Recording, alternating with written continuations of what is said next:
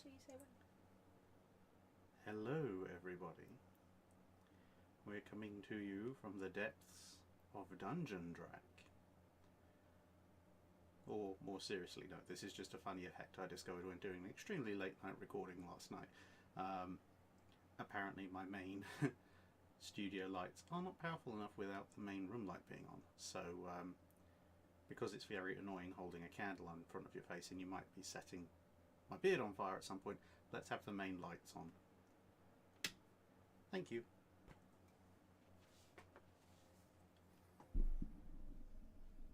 Hello.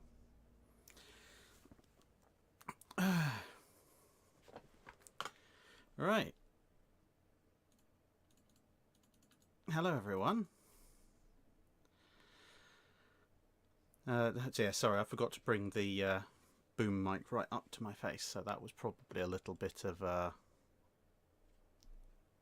mistake.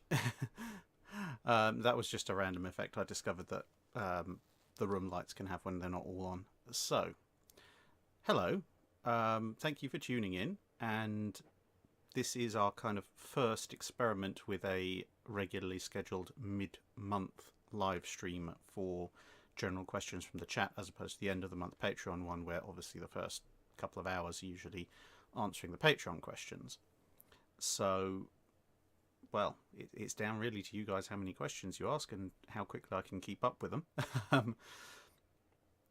So the first question that I've seen is Lloyd Knighton asking, is it true that Navy switched to bronze cannons from bronze cannons to iron guns due to bronze's severe overheating problems?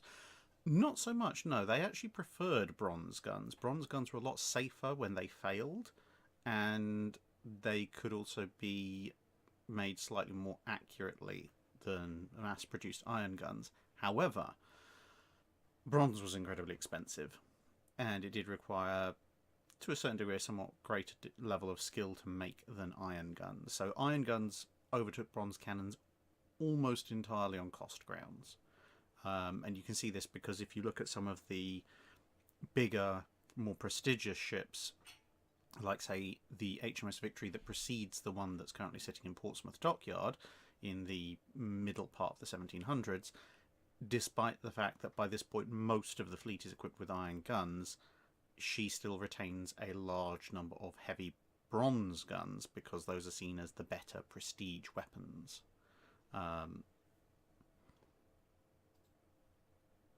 So, yeah.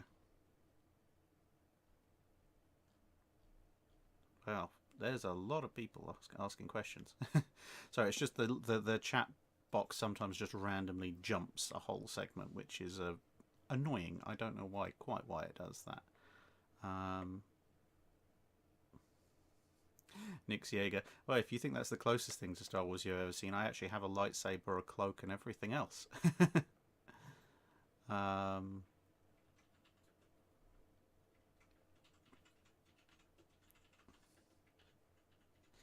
Yeah, I could do fireside stories with Drac, then I'd have to actually have a fire.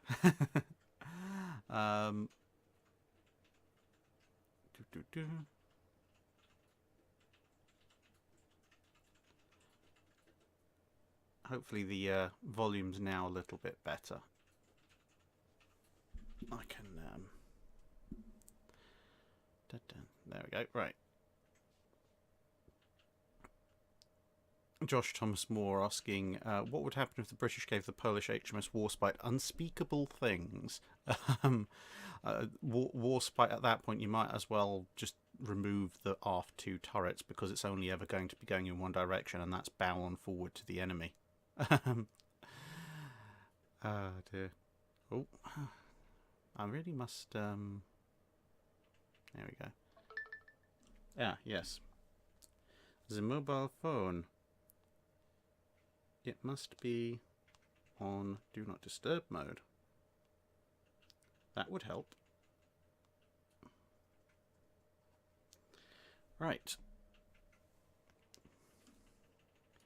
Ben Henderson asks, what are your thoughts on the battleship West Virginia? Well, as you might have gathered from my Pearl Harbor salvage video, I was incredibly impressed as to the salvage efforts that were undertaken. She lucked out in a certain amount when she was sinking. She could have gone the way of Oklahoma, but didn't, thanks to a rather unusual set of circumstances that included catching her armour belt on the belt of the ship that was moored next to her. She then went in for obviously a rather extensive refit and came out as one of the most modernised of the old World War One era battleships. And the only real downside to poor old West Virginia is that by the time she'd finished the rebuild, there wasn't really an awful lot more for her to do other than to just, take part in the Battle of Surigao Strait, and that's about it. William Potts asks, have you seen the video on what may be USS Johnston? If that's the video of RV Petrol's finds that they think might well be the wreck of Johnston on the edge of the Mariana Trench, then yes, I have seen that. It's very interesting and would be very fitting for USS Johnston. Even in death, she's still setting records. Sivith? Possibly. I don't know how you pronounce that. Capital ships lost to weather. Plenty in the Age of Sail, unsurprisingly enough. In the more modern era, not so many, for obvious reasons. There were a few battleships, a few pre-dreadnoughts, and even one or two dreadnoughts that did go aground, either on rocks or on shore. Although, it depends where you draw the line at what weather is. I mean, technically, from a naval perspective, night is a kind of weather. But if you're talking about massive storms and such, once you get past the ironclad era, there's few, if any, capital ships directly lost to what you might classically call violent weather, because they have, really powerful engines and such, so they can motor away offshore, and if they get lost, well, that's another issue. But you still do lose smaller ships like destroyers and such to weather, even in World War II. Mark Persad asks, best anti-aircraft destroyer of World War II. Best anti-aircraft destroyer of World War II, for just ubiquitousness and numbers in service, it's shockingly enough going to be the Fletcher class, because there's just so many of them. They're very good AA ships, especially some of the late war models where they've really gone all in on the anti-aircraft weaponry. You can make an argument possibly that with radar guided fire and such, maybe something like a Gearing is a superior ship right towards the end, but you can make technical arguments for probably half a dozen classes. The main common feature you'll see is they're all in service right at the end of the war. Even the battle class, for example, technically just about in service at the end of the war, but when you look at the whole war, the Fletchers are probably the best single anti-aircraft destroyer that's in widespread service for a considerable portion of the war period. Because, I mean, you can even make a certain argument, especially at the beginning of the Pacific War, for the Akazuki, the 100mm armed Japanese destroyer. It's just there's only one of her. And later in the war, she doesn't get, obviously, the same kind of upgrades with things like Mark 37 fire control computers and such like that the US would do. Emperor Dave asks, why couldn't the English ship Revenge fire while being grappled by the Spanish? It's basically down to crew restrictions during the Age of Sail.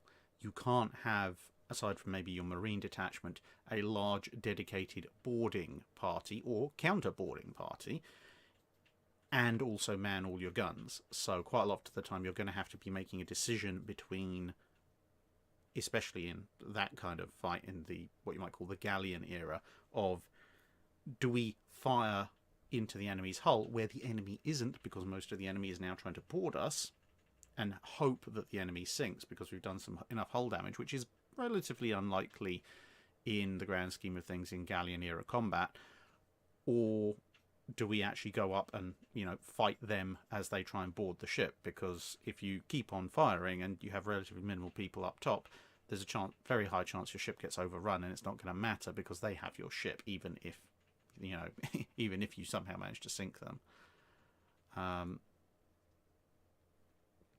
Crazy Loca asks, if you could bring forward any cruiser from any country and era to add to the US Navy, which one and what parts would you update?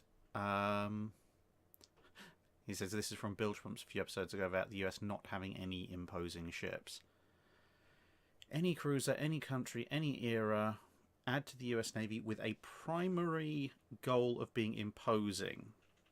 So I suppose at that point you can technically hand wave away a little bit of, you know, the stupid amounts of upgrades you'd have to do to almost any cruiser. Well, if you want imposing, you're going to have to go large. So if you're going to have to go large, that means either something like bringing back a Worcester or a Des Moines, or maybe a Panzerschiff. County class is fairly imposing. Some of the later Japanese stuff's quite imposing. I mean, the Hippers are just large.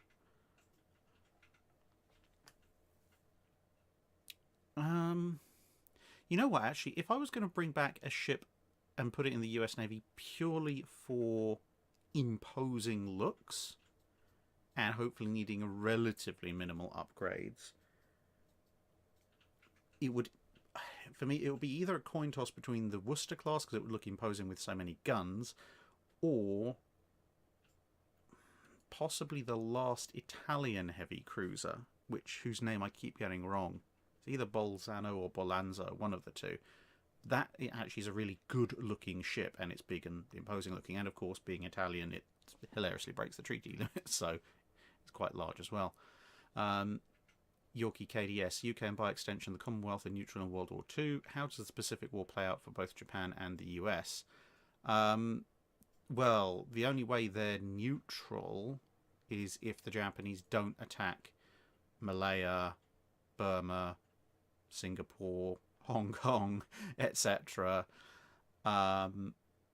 which is a little bit of a tall order for the Japanese, not going after Australia, etc. So they'd have to pretty much limit themselves to the Dutch East Indies and the Philippines, which is a hugely different conflict at that point from the actual Second World War.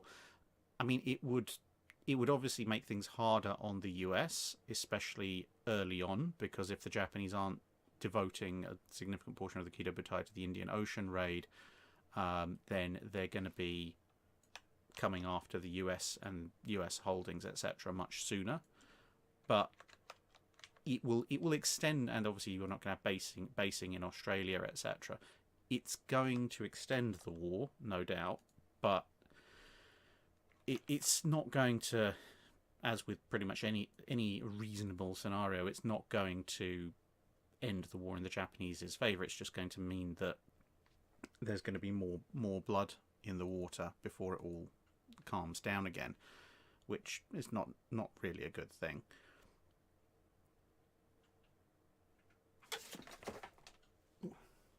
Well, okay, flag down apparently. Right, that excitement aside, Lost Muffin Man, were enlistment criteria in the Age of Sail more lax than in World War I and II? And what criteria was the most important in the Age of Sail? Yeah, pretty much. I mean, they preferred skilled sailors, but the minimum enlistment criteria in the Age of Sail, especially in wartime, was basically, can you stand on your own 2 feet? And, I mean, the whole pirate peg leg thing is a little bit overblown, but even then, you don't necessarily still have to have your own 2 original feet. Cooks and such could quite easily be missing limbs. So yes, are you not even able? Basically, can you walk aboard the ship unaided? Can you provide some kind of useful labour? And will you be loyal to the king, or the Republic, or whoever? If so, yes, thank you very much. Sign here. Get on board now. That's wartime. I mean, in peacetime, they could afford to be a little bit more selective. But yeah, enlistment criteria are considerably more lax in the Age of Sail. But then again, you can train people a lot faster in the Age of Sail, because whilst the ship of the line is by far from an uncomplicated vessel, it's the individual parts of the roles that you can teach people to do are themselves relatively uncomplicated. Sad Wings Raging, I will get to that.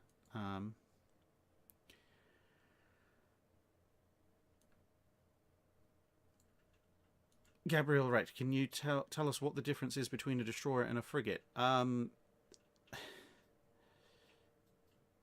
It depends what era you're looking at. I mean, frigates predate destroyers by a considerable amount. Frigate is a thing from the Age of Sail and then gradually falls into disuse.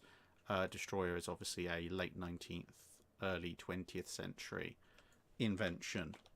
But when they start bringing the frigates back, the initial primary difference between destroyers and frigates, or destroyers and destroyer escorts if you happen to be in the US Navy, is that the frigate is designed primarily for anti-submarine warfare and is smaller than the destroyer on average. And to a certain extent that has held true, even though the sizes of ships have grown considerably since then. But when you think about something like, say, the upcoming Constellation class or the FFG-7s in the US Navy, or the Type 23s and the upcoming Type 26s in the Royal Navy, they are still considered to be primarily anti-submarine warfare ships, as opposed to the Burkes, the Type 45s, etc., which are the anti-aircraft war. Now, destroyers are anti-aircraft warfare. Before, the destroyers were mostly anti-surface warfare, but yeah. So, frigate, at least for the World War II period when it's initially coming back, smaller ASW primary role, and also not usually as fast. Tom Golding, what would the Royal Navy's role be in an alternative World War II that pits the British Empire, France and Weimar Germany against the USSR? Probably... Yeah, that's a good one.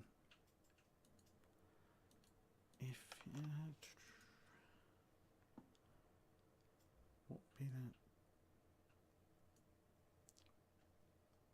Well, the thing is that the Russian or Red or Soviet Navy, I guess at that point, there isn't much of it. They've basically inherited what's left of the old Imperial Russian Navy that the Finns haven't stolen, and the Estonians and Latvians and Lithuanians haven't acquired in the various Baltic conflicts in 1919, 1920, and a lot of what's left is hilariously broken down. So the Royal Navy's role in an alternate World War II, because Weimar Germany is 1920s, maybe early 30s, is probably just going to be a mopping up operation against whatever the Soviets still have operational, and then sitting off the Soviet coast shooting at things. There really isn't all that much out there for the Soviet Navy to do, and therefore not a tremendous amount for the Royal Navy to do. It's not like the Russians have massive supply convoys coming in. Vice Admiral Nelson, will there be any more ancient naval stuff coming along? Yes, at some point. There's one or two additional videos that I can quite easily think of doing with some of the guests we've had on already, plus a couple of newer guests. I do appreciate what some people have given feedback about audio quality and such. Sometimes that's on me. Sometimes I forget to take pre-recorded audio and copy it down onto all the audio channels that I get when I'm recording using the microphone directly.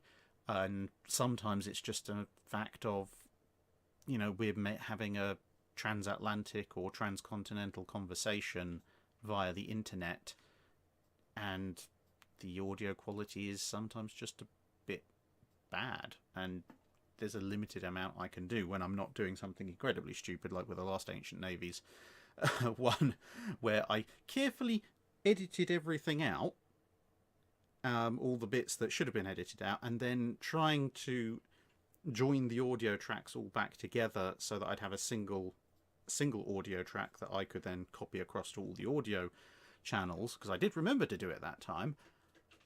Somehow I used a function in Sony Vegas called heal, which I thought would just be join, because I couldn't find a join function, and it turns out that somehow recreated all the stuff I'd edited out, and so you basically got the original unfiltered track, which was not my intention at all. And having obviously spent hours and hours editing the video, I wasn't particularly interested in listening back to it again for the 20th time.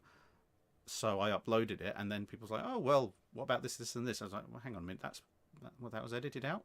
Oh, but you know, once it's up there, it's up there. There's no point trying to hide it.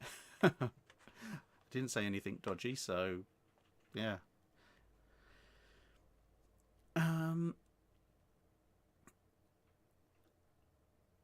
Garrulous Architect, why were Congreve rockets so inaccurate? They were relatively accurate for the time. It's just that for the time, rocket technology wasn't especially advanced. Understanding how to get a rocket to fly accurately is actually, well, it is literally rocket science, and it's not something that was actually really solved all that much, even in World War II. There was a lot of rocketry research that was going on in the 1930s, but it took a while for that to turn into practical rocketry. And so towards the end of World War II, that's when you see things like Typhoons and P-47s carrying and Swordfish even carrying underwing rockets, and obviously the big rockets that the Germans are using, and things like the Naval. But that's kind of when rocket technology gets to a point that they're even halfway accurate. So very, very early adoptions of rocketry, like Congreve's, you can probably rely on hitting something the size of a small town. But unless you're very lucky, I wouldn't count on anything much smaller than that.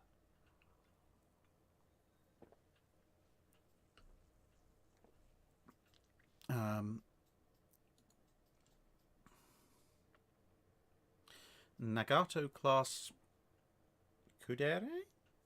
My Japanese is not good. It says, in your opinion, what did each major carrier nation get most right and wrong in carrier development?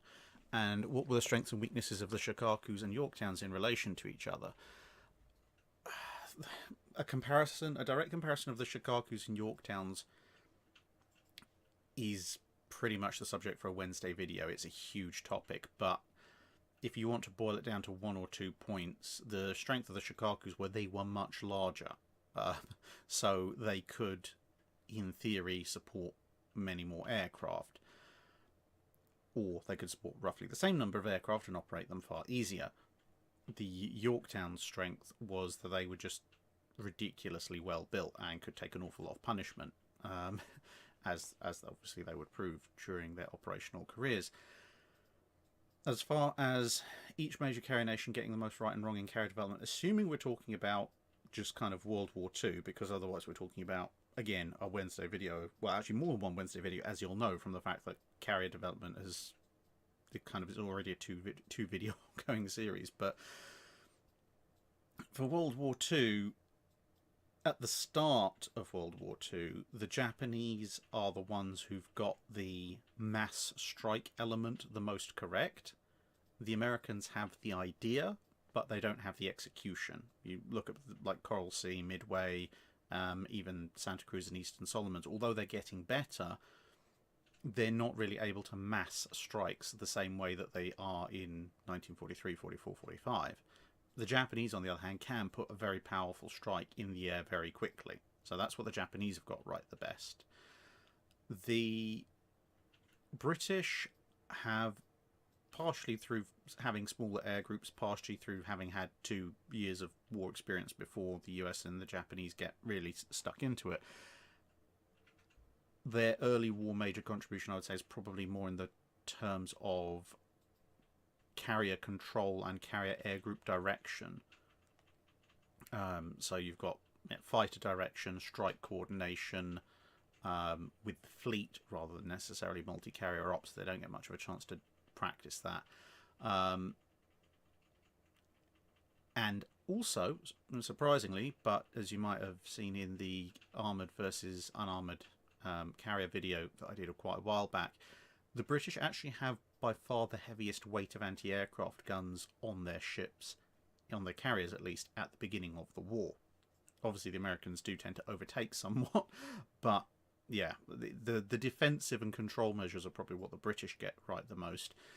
What the Americans get right the most at the start of the war is the idea for having very large air wings, having hangars that can support considerable numbers of spare aircraft, and also the way that they train their carrier pilots, the way they cycle the best home to give instruction to the next, so that instead of having a carrier group that is 80% noobs and 20% really, really skilled aces who may get randomly shot down through no particular fault of their own, okay, you maybe don't have that extreme hardcore of really good pilots, 2 or 3 who might be able to do some spectacular thing by luck or skill, but instead you have a carrier air group that's made up of 100% solidly trained pilots who can handle themselves and can think for themselves, and therefore pull off collectively considerably greater feats than, you know, the random chance of your one or two skilled pilots actually finding something useful to do.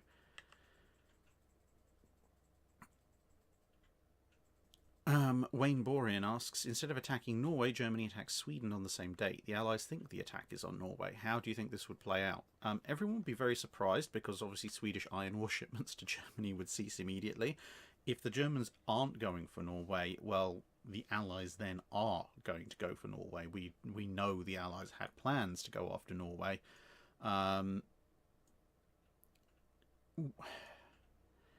What then happens is going to be a little bit up in the air, because it's going to be as much how the Allies approach it as much as how the Norwegians react, because in an ideal world for the Allies, the Norwegians might look at Germany and go, okay, Sweden was their biggest export partner, I guess, for things like iron ore, and they've just randomly attacked them for no reason. We could be next on the list.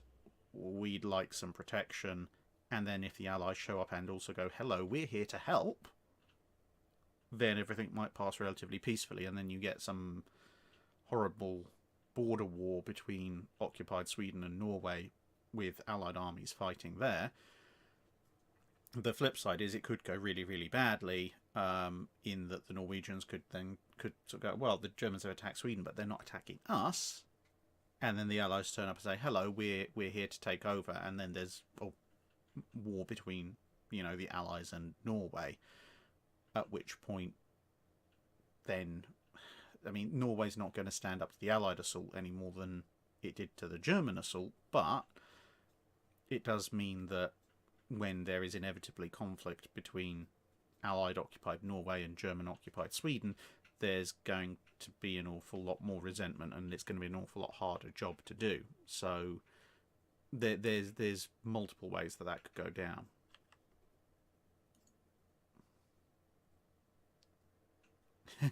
K-Mark says it should be an Admiral Naval chat, surely. Possibly. I don't want to over-promote myself. Resolute 123. Was the US use of specials treatment steel worth the lavish use in their ships, particularly for armour protection? Did it compare to other ships for protection? Using STS steel definitely did have a certain amount of impact. It's quite... the thing is, STS steel, sometimes in some articles and such, especially stuff you can find online, sometimes it does get a little bit overblown. It is not armour protection. It's not as good as armour protection. It's as close as you can get to armour protection using a construction grade steel, and you need that construction grade steel for, I mean, I've mentioned this in other videos, but you can't make an entire ship out of armour grade steel. It will break. Ships need to move. There has to be a certain amount of ductility to the steel used for general construction, but if the steel is stronger than average, then it will have a certain amount of protection, and as I say, STS does approach the level of certain kinds of homogeneous armor grade steel.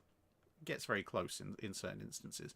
So, I mean, it's expensive, but at that point America can afford to do it, so why not? And it certainly would save a certain number of American lives, because it's people are shooting at ships and there are splinters and maybe spent rounds and such like that are being stopped by this steel or slowed down so it doesn't get too far into the ship with as much energy. So overall, it's definitely a good idea if you can afford it. Using it as a substitute for armor is not a brilliant idea, but yeah, you're making your ship stronger and more survivable. That's always going to be a good thing. But there's a reason the US still has Class A and Class B armor on the ships that it actually wants protected by armor. Christopher asks, if German pre-dreadnought design had standardized on the 3 turrets of the Brandenburgs, where do you see that design lineage going, and what would the UK's response be? That could be very interesting. I mean, it's the pre-dreadnought race. People are going to try and keep up with the figurative Joneses, or Heinzes, I guess, maybe? I don't know. What's the equivalent of Jones in German? So if the new standard is 3 twin turrets with 1 amidships, then people are going to start building pre-dreadnoughts with 3 twin turrets with 1 amidships. However, the Brandenburgs did have to make a number of compromises to fit that additional turret in, not limited to the fact it was actually a slightly different gun, slightly shorter barrel. So you might see a more homogeneous ship with 3 twin turrets all carrying the same gun, and pre-dreadnoughts overall are going to get somewhat larger as they try and figure out how to make a fully ocean-going, uncompromised design with 3 sets of turrets. It might delay the introduction of the dreadnought, but it might also accelerate it. And the reason I say that is because if you've now got 6 guns, it's not going to massively increase. The 8-gun broadside of a dreadnought, is not going to be a massive increase compared to what it was historically. But at the same time, it's not as much of a jump either. So if someone has set the precedent and everyone's accepted the precedent that we're now going from 4 guns to 6 guns, it's easier for someone to go, well, why don't we just go another step to 8 guns? So you could see the dreadnought potentially evolve sooner, but it would be more of an iterative evolution rather than the sharp definition that was between pre-dreadnoughts and then things like Dreadnought and South Carolina, which in turn might actually mean that the abandonment of secondary batteries, or at least secondary, tertiary, quaternary, etc. batteries of the pre-dreadnoughts might not occur quite as quickly. And yeah, the adoption of turbines as well. You might see a lot more vertical triple expansion dreadnoughts if it's just a kind of an iterative process.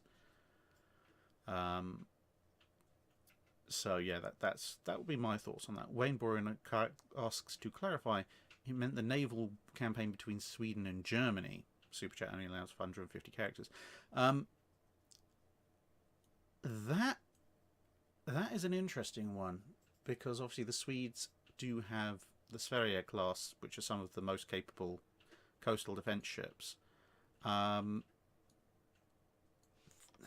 That could be very interesting indeed. I mean, the thing is, according to the Kriegsmarine's own documents, one of the reasons they didn't want to go to war with Sweden is because they were worried that, bearing in mind they've only got Scharnhorst and Gneisenau at this point as capital ships, they were worried that the effort needed to take out the Swedish Navy would require such commitment from the Kriegsmarine, with attendant potential losses to the Kriegsmarine, that it might fatally weaken them when it comes to fighting the French or the British or both. And given the losses that the Kriegsmarine took historically, okay, fair enough, mostly at the hands of the Allies, but still, in the Norwegian campaign, I'd actually say their concerns were relatively justified, because if you have the Swedish Navy, which, let's face it, is more capable than the Norwegian Navy, fighting the Kriegsmarine, inflicting its own losses, the Allies are going to try and take advantage of that as much as they can. The only crimp in the plan for the Allies is the fact that because Sweden's on, the eastern side of that whole peninsula, and the Germans presumably have still taken Denmark, Allied shipping going down, between the two countries to get into the Baltic Sea is going to be pretty suicidal. So the Kriegsmarine probably isn't going to be taking so many losses from Allied shipping, Allied warships outside of submarines, but they will take losses overcoming the Swedish Navy. It will take longer to overcome the Swedish Navy, and the amount of force that the Germans are going to have to exert is going to significantly draw away from their strength, in the North Sea, etc., which renders them more vulnerable to Allied shipping and etc. predating on them. And on top of that, you've got the fact that it's going to be a weaker Kriegsmarine that comes out to eventually face them when you're talking about things like theoretically a further up invasion of Norway, assuming the Allies haven't taken it themselves at that point, and things like this.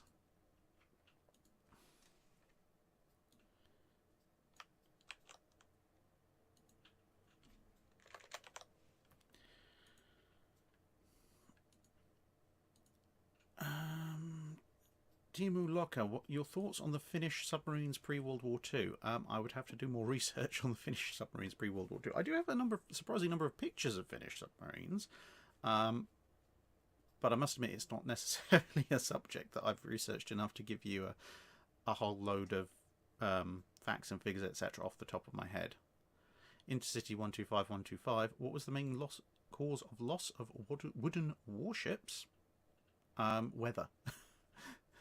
The vast majority of British losses during the Napoleonic Wars in terms of large-scale wooden warships are weather-related, and a fair number of everyone else's are weather-related as well.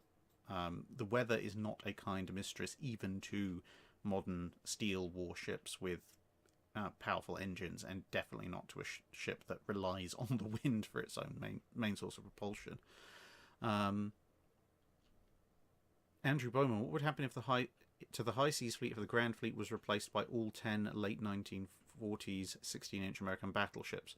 So that's what the North Carolinas, the Iowas, and the South Dakotas. It would get horribly slaughtered, because if you're talking about the late 1940s, so I'm presumably pulling some of them out of reserves, but they've all got modern radar fire control, they've got 16-inch guns, their armour's going to laugh off most of what the Germans could throw at them.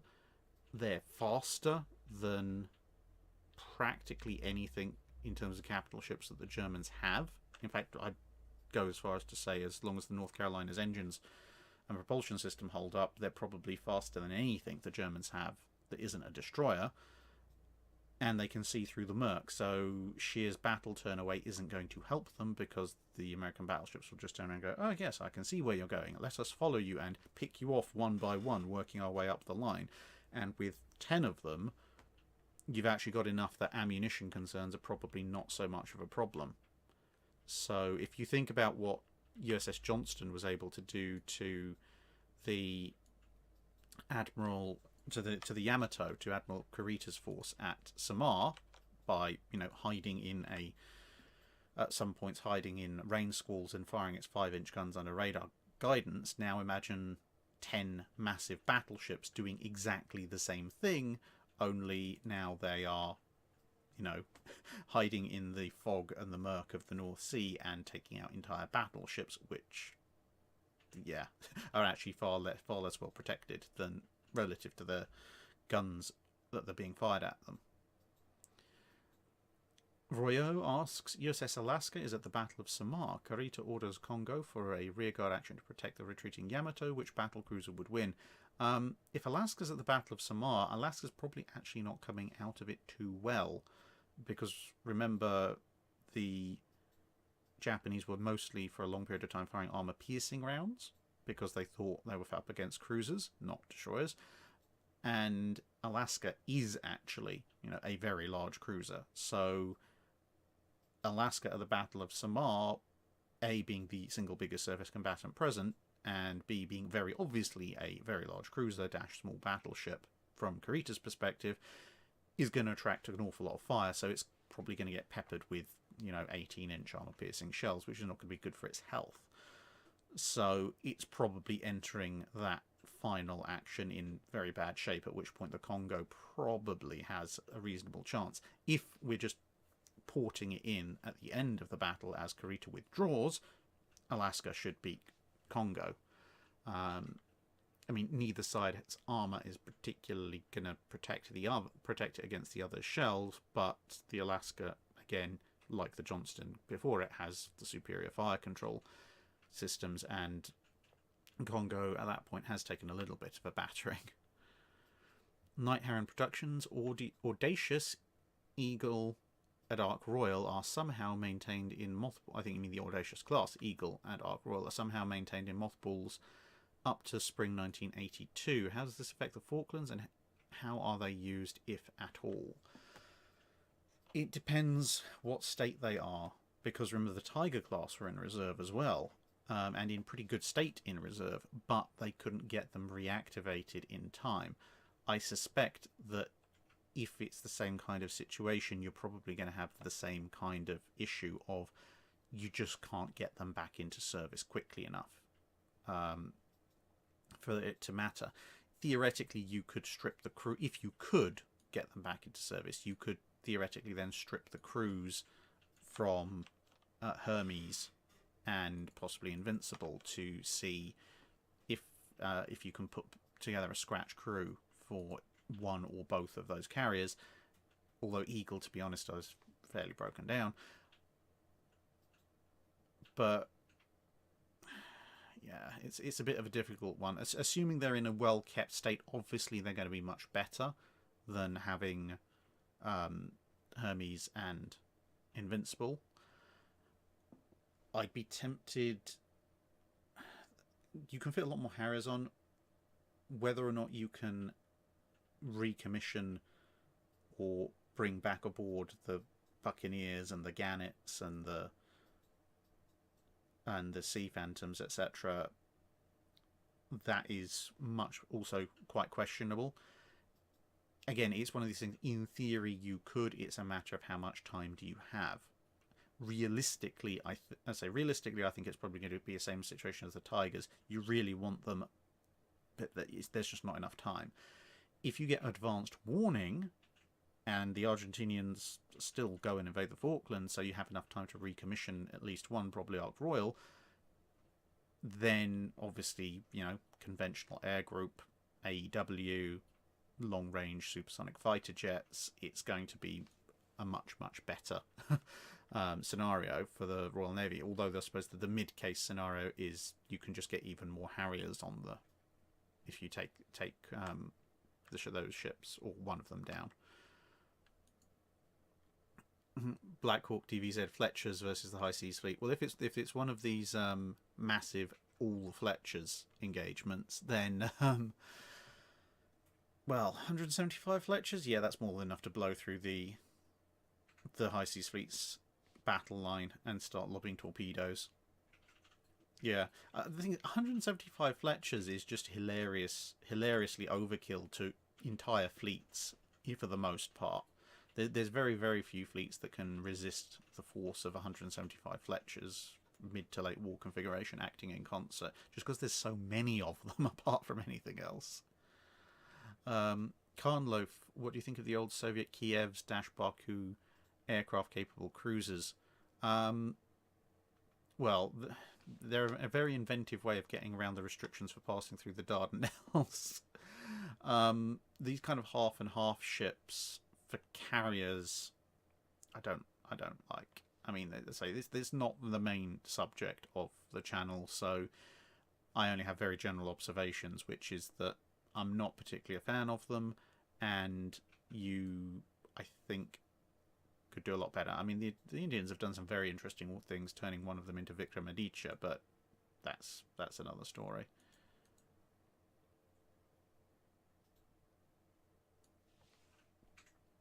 Carl Ashenkov, possibly. Any reason why command bridges aren't being put further into the ship these days? Maybe a light lighter armoured lookout for normal cruising should be used. Basically, the command and control element is now done. Again, this is a modern era question, so I can't answer it with complete authority or anything close. But my take on it is that you've got the CIC or national equivalent much further into the ship. That's the thing that actually is really commanding the ship during an engagement. Outside of that, well, the whole reason for having a bridge up front, up high and open, or relatively open, is to navigate by. So during peacetime, you might as well have it there. The battle command and control function has really passed, I think, to the CIC. Wayne Borean, what's the best early 20th century Mac OS naval combat sim? Unfortunately, that's a question I can't answer because I never have owned a Mac, and I don't intend to either. So I genuinely don't know. I don't even know if there are any good naval sims for Mac OS. I don't know anything about Mac OS other than it is Mac OS, and MacBooks are incredibly expensive. Michael O'Brien, how would USS Midway have fared had she been ready for war in June 44, assuming that she's outfitted as she was in September 45? Well, assuming they overcome, the issues with operating slightly too many aircraft and just downsize it, it's going to do significantly better than an Essex class, because if they take it with roughly an Essex air group to avoid the cluttering issues, then they've got a lot more space, they've got a lot more stores, therefore they can operate a lot more efficiently and a lot quicker. So it's kind of going to be an Essex on steroids. But then again, by mid to late 44, what's it going to fight that the Essexes can't already do? Lord of Epic Randomness, how do you think France felt when the US gave them USS America? Should the US have just kept it and let John Paul Jones loose with it as originally planned? The French they were very appreciative of the thought, but it wasn't like the French were hurting for capital ships. At specific points in time they were, but France, as they would prove during the during the Napoleonic Wars, they were more than capable of rebuilding their fleet very, very quickly, which was a source of both great frustration for the Royal Navy on a strategic level, because it meant they constantly have to keep up a massive blockade of France to stop them, coming back up again with a huge fleet. On the other hand, on an individual level, it was quite welcome for Royal Navy captains, because it meant a constant supply of prizes and new ships to serve in the Royal Navy. Again, this is kind of one of those issues of you can build as many things as you like, but if you don't have the crews to do it, then we have more problems. Box Coast 102, can we get a video where you design your own battleship? Some of the early live streams I did actually go through Ultimate Admiral Dreadnoughts, and actually, well, to be fair, I was recreating historical warships to see how closely it stuck to reality, and I was quite impressed by that. Maybe I should go back and do that at some point. There were quite a few nice designs in there, and they've brought in a lot more stuff. So one of my major issues at that point when I was doing those was they hadn't brought in the ability to do all forward gun designs like Nelson or Richelieu. Now they have, so I could go back and do that, I guess. I could try and recreate HMS Drac now. That'd be quite funny. Jake Miller, Brooklyn versus Megami, who would win? In a straight-up fight, probably a Brooklyn. I mean, Megami obviously has the 666 and the Twin 8 variant, but when you look at things like what USS Helena could do, just the sheer rate of fire and the fact that the Megamis are not particularly well protected, I'd probably go in a knife fight for a Brooklyn. Versus oh yeah, I'm not getting into that one. Yeah, I know you say it's a joke, but yeah, I'm not getting into that. Certainly not on the channel anyway. Blown away, what would the reaction of the Washington Naval Treaty signatories be if a non-signatory like the Netherlands would start a massive naval build-up in 1922 or earlier? Mostly bemusement, to be perfectly honest, because they had all the big navies at the table, and the Japanese, even though they were on the table as a major power, they were on the point of bankrupting themselves for what they were doing. So if anyone else, like say the Netherlands, had started or stated a plan to do this massive naval build-up, everyone would have gone, yeah, okay, and you'll be bankrupt in 3, 2, 1. The only thing they might have been slightly concerned about is if someone like the Netherlands had maybe started a plan to build some 45 or 50,000 ton 18-inch battleship of some description, mainly because they'd be worried about what would happen to it later on rather than the fact that it existed.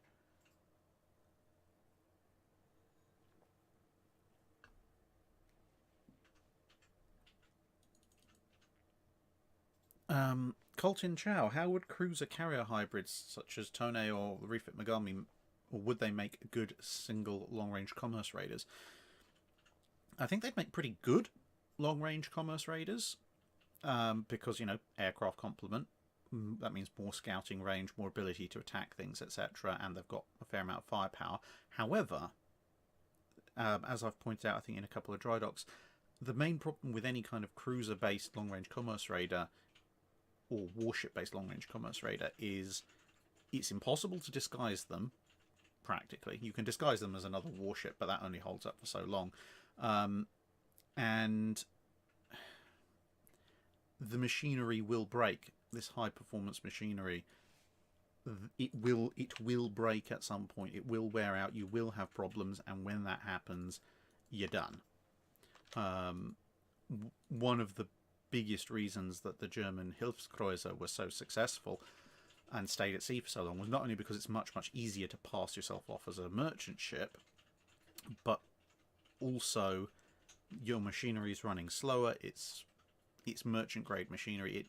Because you're not going so fast, you're not putting out so much power, it doesn't break as much, and when it does, it's much easier to replace and repair, although you can still have catastrophic engineering casualty. That means you're basically out of action, but it's much less likely.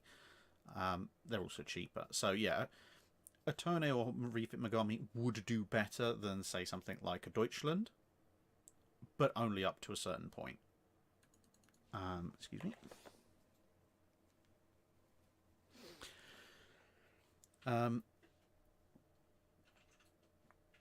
The Kebabizer, could the Sovietsky Soyuz class stand up to the treaty ships if they were finished?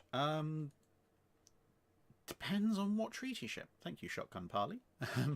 Depends entirely on what treaty ship. The thing is, the Sovietsky Soyuz is...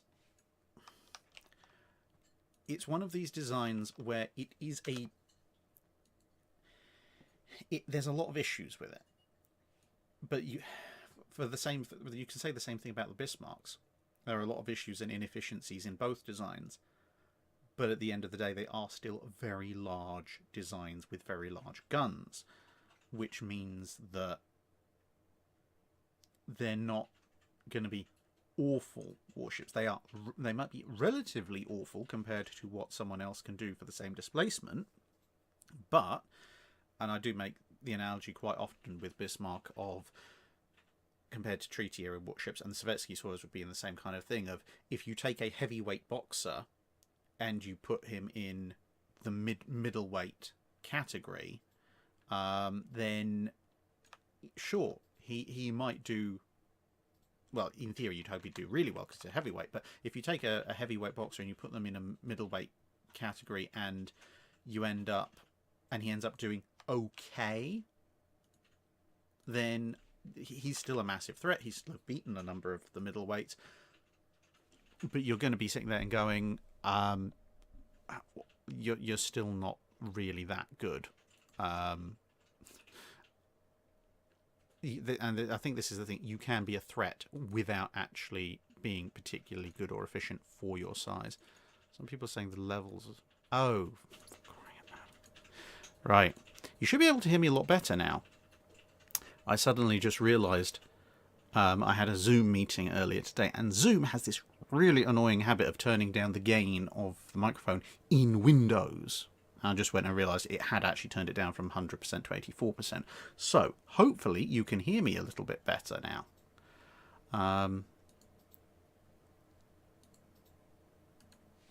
Oh dear. Right. Sorry, occasionally I'm having to just jot down some of these questions.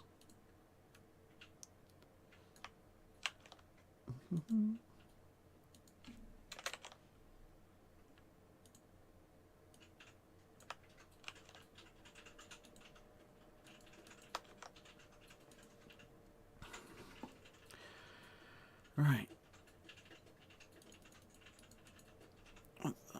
Oh my goodness. Hello. Right. Okay, there's a bunch of questions that have now been missed because I was trying to hold the chat at the level that I was at, and then it's suddenly taken a colossal jump. Wow.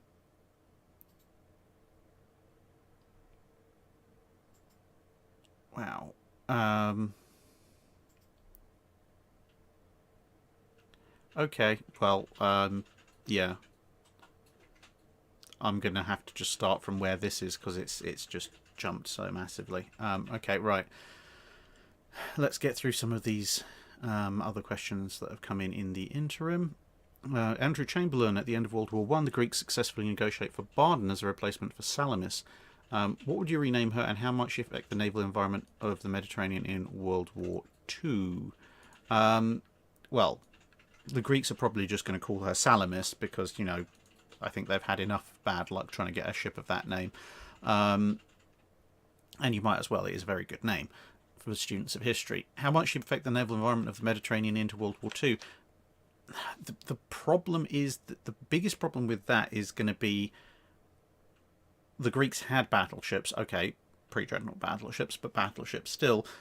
The Germans just bombed them almost immediately upon the start of the start of their invasion of Greece. So if they've got a vaguely modernized, updated Barden and it manages to survive, so it manages to get out and about, kind of like Georgios Averov did, depending on what state it's in, it could be a very valuable contribution to the Mediterranean fleet if it's still capable of moving at something like its original speed. If it's in a pretty poor condition, it might end up like the Averov doing convoy escort duty in the Indian Ocean. But if we're generous and we assume it's had updates, it's had not necessarily a full modernization, but some degree of modernization, and it's now capable of going on and fighting on a par with something like, not necessarily on a par with something like Warspite or Valiant, but maybe on a par with something like Malaya or Barham, or somewhere between Malaya and Barham and Queen Elizabeth and Valiant, then yeah, I can quite easily see it taking part in the Mediterranean fleet, fighting the Italians and the German aircraft, at which point it is a fairly big balancer because it's an entire new capital ship in the fray. The main thing is going to be trying to keep it supplied because, you know, technically 15-inch guns, but built in metric rather than built in imperial.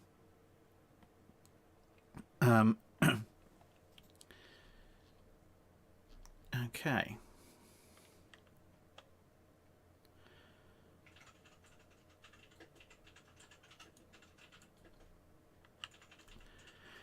Animal 16365, alternate history. If the Japanese Navy attack and invaded both Wake and Midway after Pearl Harbor, what would the possible outcome be for the various timelines?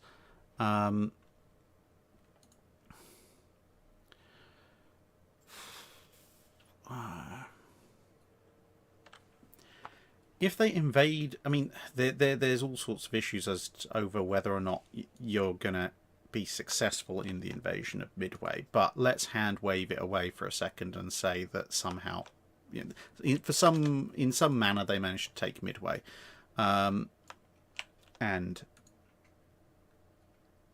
obviously Wake Island they did manage to take. So if they manage to pull that off, I mean, it's going to be annoying, but they, as I say, they already did take Midway historically. So if they take, Wake Island, if they take Midway, it puts the Americans on a back foot slightly. It means that they're going to have to go after Midway first before they go after Guadalcanal. But the Americans are much better placed to do that. So it probably extends the war by several months because the US is going to have to be expending the effort in actually doing that. But I don't think it's going to be a massively greater impact. Simon Bankston asks, what would Rozhesvensky have done had he known the outcome of the Battle of Tsushima and the performance of the 2nd Pacific Squadron? Probably despaired, but gone ahead and done his duty anyway. He pretty much knew what was going to happen going into it. He was under no illusions of how capable his force was. He did his best, but about the only thing that he would probably do, I think, differently if he knew exactly how Tsushima was going to go, would be maybe alter his course so that he went up a slightly different route and hopefully try to avoid the Japanese fleet. Rocket Guardian, would the Alaska have fared well at the first night action of Guadalcanal given available fire control and radar given the best available fire control and radar from 1943?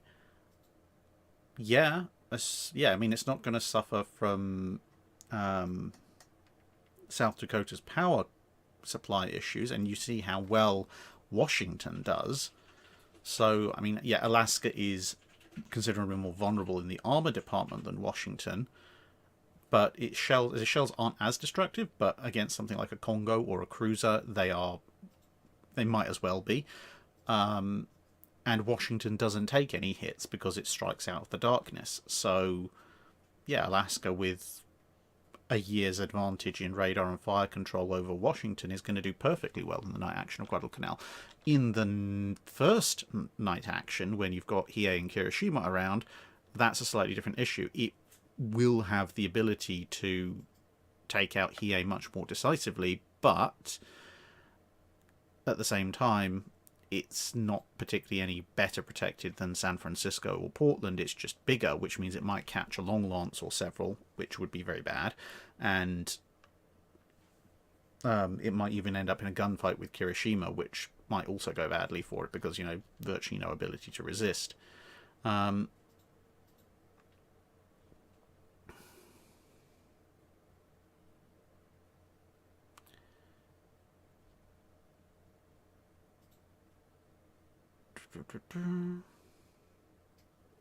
Peter A. Dawson pointing out, in 44 Midway wouldn't get scratched. Well, you might still have a random stealth Judy pulling a USS Franklin on it, but yes, generally.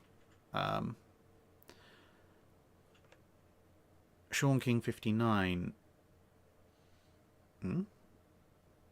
You often say that a follow-up invasion of Pearl Harbor would not be possible due to the coastal forts. Could you give a quick brief rundown of what defenses the island what defenses islands had across the Pacific on both sides? Future video idea. Yeah, that's definitely a future video idea. I mean, it varies massively. Some islands like Wake, they had a couple of 5-inch guns, and that's about it.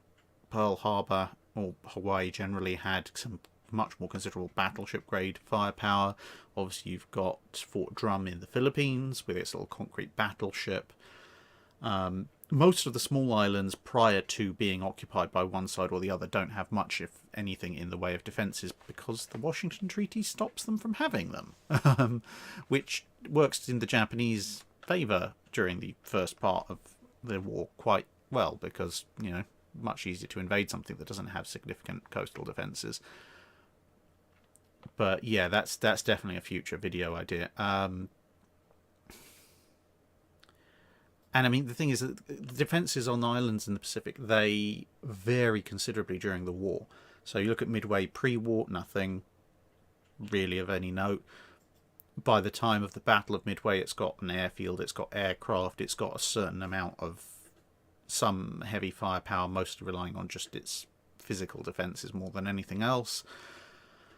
And with the islands the Japanese occupy, as I say, most of them are pretty much undefended as far as fixed coastal fortifications are concerned, but by the time the Americans show up to take them back, a lot of them have been incredibly heavily fortified, albeit mostly with what you might characterize as up to cruiser grade guns.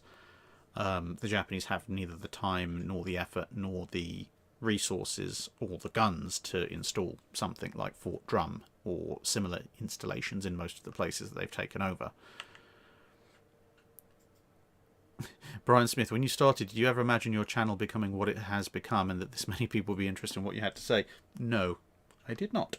I went into the making the channel with pretty much no expectation other than it would be nice to have maybe a few hundred subscribers.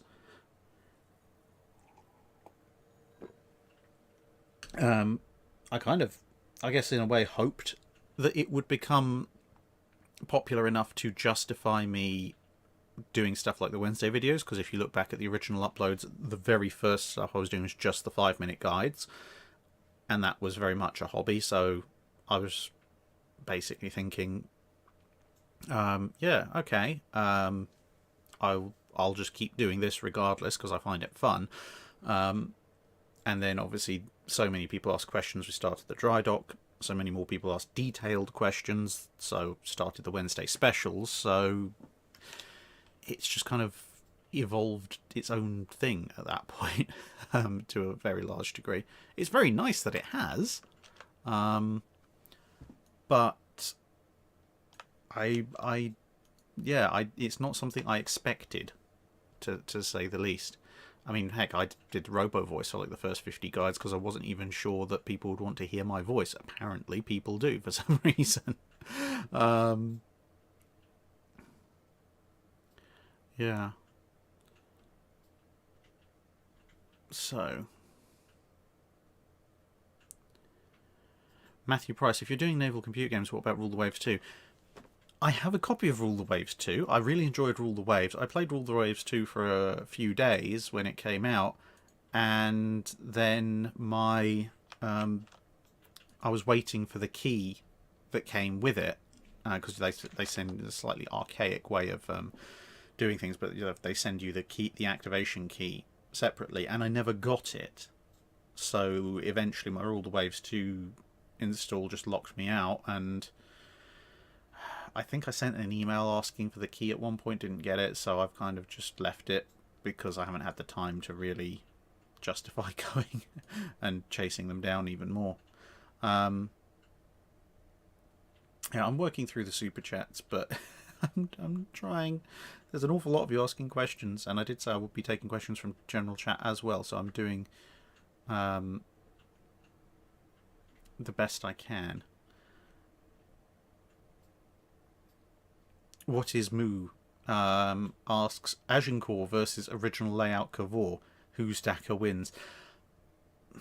Much as it pains me to say it, I actually think Cavor. I love Agincourt. It's so hilarious, but Cavor's only short one gun, and considerably better protected than Agincourt. Not that that is particularly difficult. Poor old Agincourt being stuck with belt armor that's approximately the same thickness as a Lion-class battlecruiser, but yeah,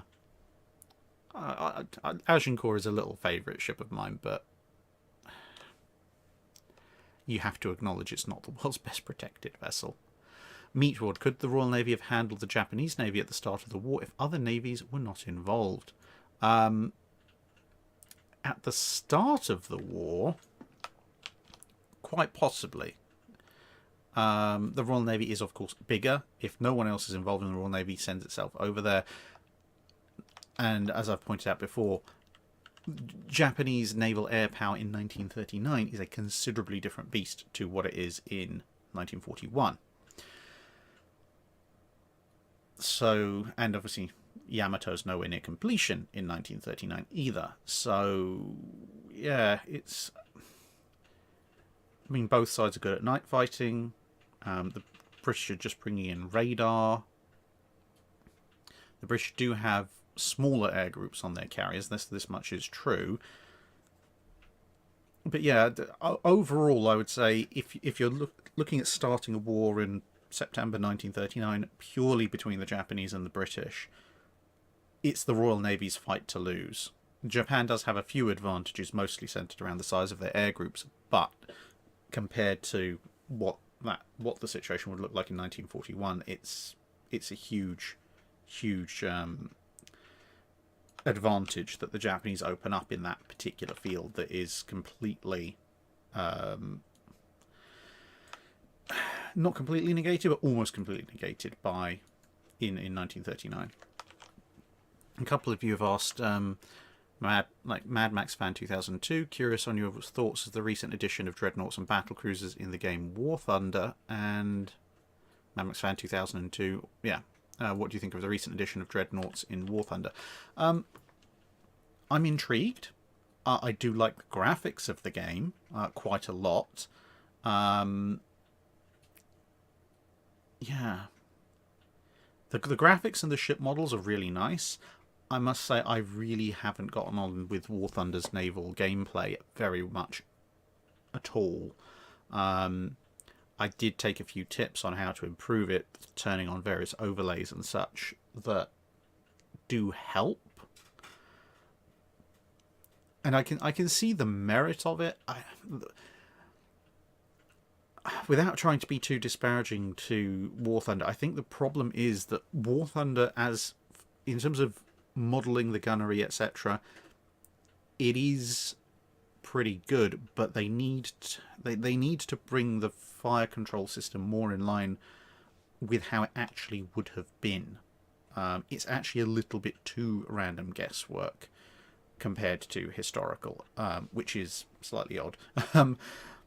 And also for the kind of level of realism that they've got in there, it doesn't lend itself very well to these kind of mass brawls. I think if you could do scenarios in War Thunder where you could play around a bit and go, okay, we're going to recreate, I don't know, the Battle of the River Plate or something like that, it would be really excellent for that. But when you throw, you know, half a dozen heavy cruisers and a dozen destroyers on both sides into just a melee, it doesn't. It's just this side of realistic enough that everyone dies very quickly, but not quite realistic enough to make everything work out properly, in my opinion. I mean, I haven't played all that much of it because of the problems I've had with the naval combat, but that would be my general analysis. It was a really good tool for making really cool pictures and videos, though. Enzo Vanille, will you make any other videos about Brazilian warships besides the dreadnoughts and Parnaíba? Eventually, yeah. I think there's one or two more on the list. The Battle of Riachuelo is on my list as well, to cover at some point. There are a few other things, Brazilian ships, that I do need to go after as well. Yeah, thank you, Mars McCaskill. I do have that in my list of things I'm just trying. Jake Miller, do you think you'll be able to quit your council job by the time they'll let you back? Yeah. I'm not entirely sure of the grammar of that question, but the short version is I will be a completely free of any obligations other than to you guys very soon. Gary Morton, is that apple juice? No, it's Iron Brew. Which I'm unfortunately not going through in a tremendous rate. Jake Miller, when is the Kobe HMS Warspite video coming? I'm thinking of doing that for next month's mid-month live stream. Try saying that 6 times quickly. So yeah, I've been sent a Kobe HMS Warspite, which is really, really nice. So I'm planning on doing a build of that, and I'm probably going to film it while I'm building it, because it will take, you know, hours to do. And then I'm thinking of maybe next month running that as the background. So rather than, you know, having me here talking to you, you'll see me building it. I'll throw in comments there, and I'll also then obviously be taking questions from the chat at the same time. Alternatively, I could do a Fun Friday on it as well, or instead. I don't know, but yeah, it's on my list of things to do to build later toward the end of this month. Once I've finished with my current sort of off-screen project, which is making 18th century food for a late Wednesday video later this month. That's the point. I've got to change the salt on the salt beef after this. Right. Let's see where we are. Joshua Morton, what would you say was the most effective Royal Navy vessel of World War II? Well, of course I'm going to say Warspite, aren't I? Yeah. Yeah, most effective, most bang for the buck, I'd say, it's probably going to be Warspite. Some ships were very, very effective but came in later in the war. Other ships were really effective, like Ark Royal at the beginning, then got sunk.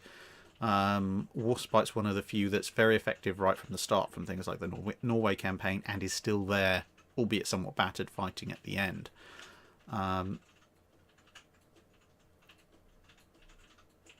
The Wolfman, how many binoculars do you think Rossosvensky held at Kamchatka during Russia's sailing circus? He was known for that. I'm gonna go with about half a dozen. He had many other things to be throwing binoculars at. Tyler Kuhn, is there any way for the USS Monitor to beat HMS Warrior one-on-one, and why do alternate history writers usually say the Monitor wins the fight? You know what? I hate that scenario so much. I might actually be slightly less charitable than normal here. When it comes to, the people answering about the people who write these things. The vast majority of alternate history writers who give the Monitor the victory over the Warrior either have no idea what they're talking about from a naval perspective, or they write Monitor winning because it suits their storyline, but don't go into the effort of trying to find out some kind of plausible way of doing this, which irritates me beyond all reason. Sometimes like Harry Harrison, I think it's just pure nationalism, and which is just stupid. But yeah, a lot of it is just ignorance, I think, and buying into tropes as well. So the reason for that is that I say that all of that is Warrior is faster.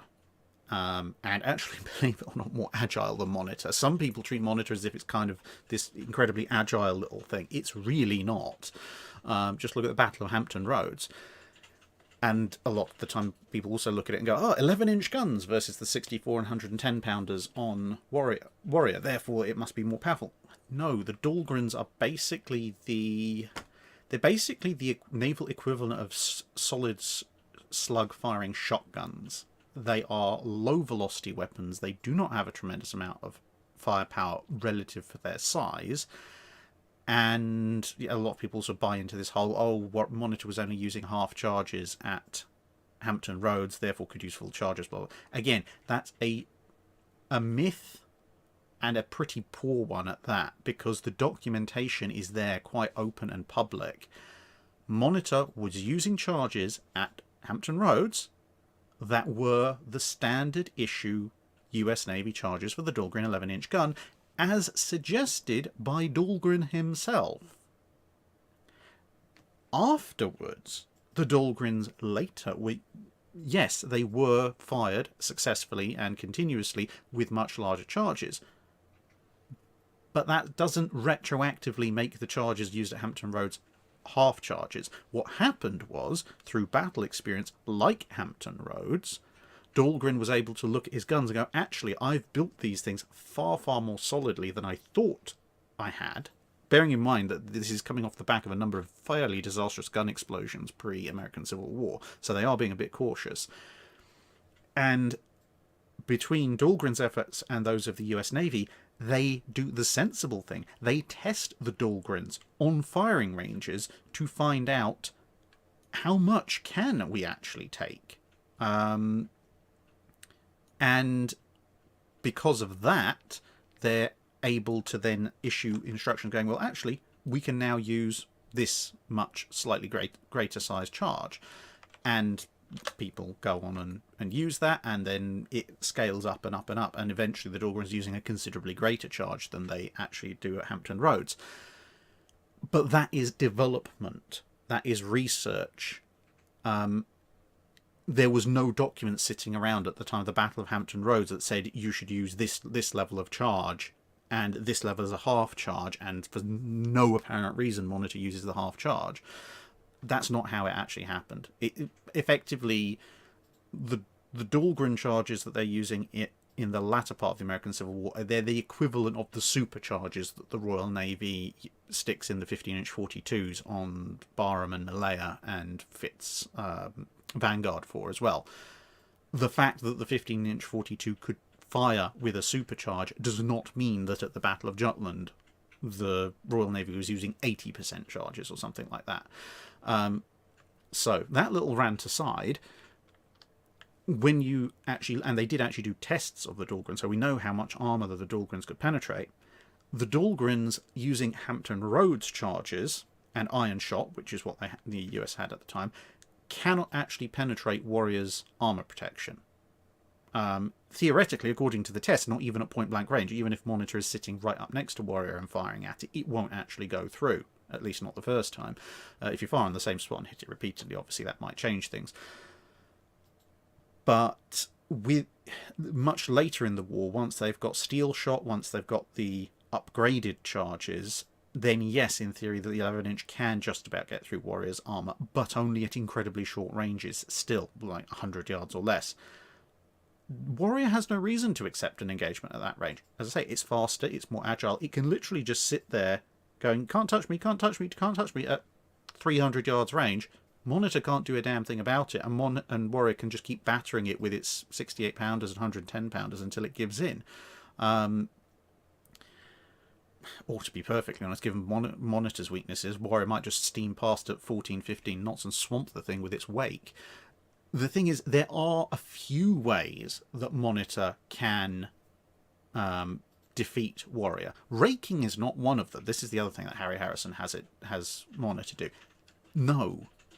Warrior has an armoured citadel. It doesn't just have armoured sides. You fire down the stern or the bow in a classic raking manoeuvre. You're just going to hit 4.5 inches of armoured bulkhead, the same as you would hit 4.5 inches of armoured side. The way that Monitor can potentially beat Warrior is because the single biggest advantage Monitor has, other than being a very small target, is it has a much shallower draft. And as anyone who lives on the east coast of the US will tell you, the American East Coast is not the world's deepest coastal region. Monitor can fight from within areas that Warrior cannot reach. Warrior has too deep a draft for that.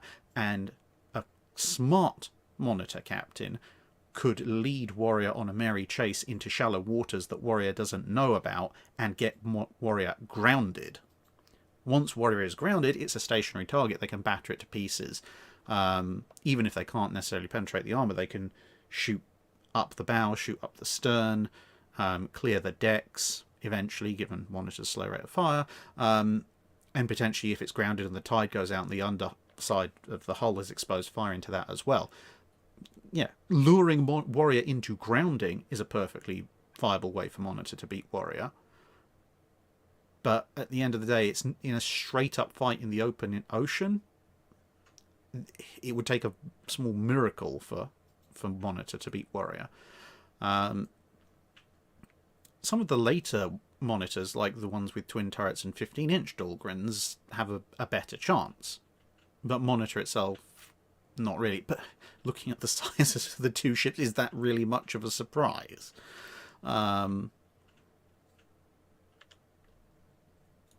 Yeah, sorry, I do get a little bit of a bee in my bonnet over that particular scenario because, as I say, it's not exactly the world's most difficult scenario to research, and it's not difficult to come up with an alternate scenario that Monitor can win in, or a Monitor can win in. Sulking Brook, when is the video of HNLMS Abraham Krenstian coming out? The Dutch disguisey ship that pretends to be an island. Later this year. It is on the list for later this year. And literally on my schedule, it's just called Dutch Camo Ship. Because I need help learning how to pronounce that thing. I just can't. Oh dear. K-Wolfx, Japanese Aleutians invasion. Was it a diversion for Midway, or was it just a dumb idea Yamamoto was forced to add as a price for forcing the Combined Fleet HQ to approve his Midway plan? It's often described as a diversion. To a certain degree, it was hoped that it would act as a diversion, but it wasn't planned specifically as a diversion. It was planned as its own separate operation. And yeah, it probably was pretty much a dumb idea, because what is the tactical value of the Aleutian Islands? Adding the forces that were committed to that invasion to Midway may not have saved Midway for the Japanese, but it certainly would have allowed them to do a lot more damage.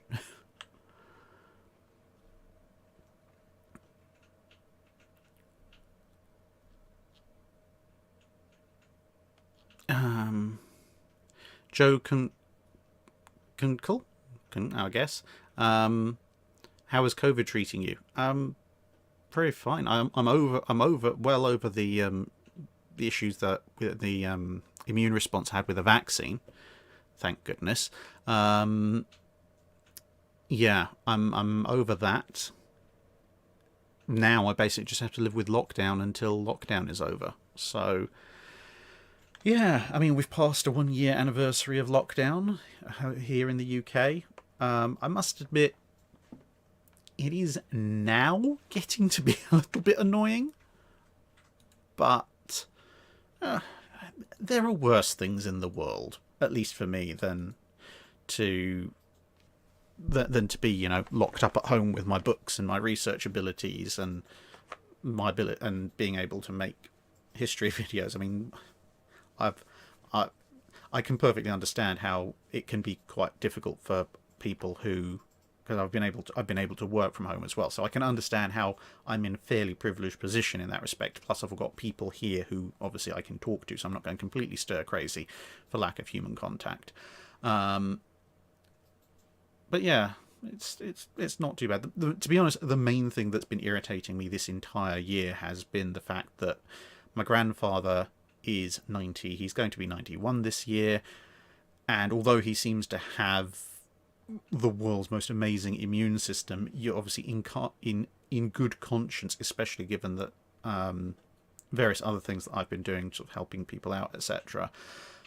I can't in good conscience go and visit him in the middle of a pandemic when I might be, which is what I used to do every week before, where I might pass something on to him, and obviously magical immune system or not, he is in a more vulnerable category than me. Once I've got the second shot, then that will be safe for me to do. But yeah, that's the most irritating part, I think, for both parties, because I really like my granddad. He's a really nice guy and a really cool guy as well, and also probably where I get my predilection for liking fire and explosives from, because if for those of you who've seen my recent tweets, you'll know that although he was the youngest of his 4 brothers, he did contribute in his own way by stripping down crashed German Junkers 88s and for ammunition, and turning the ammunition into fireworks. Because, of course, that's perfectly safe, you know, climbing over a smashed-up German bomber that potentially still has bombs aboard and everything, and then stealing all the ammunition.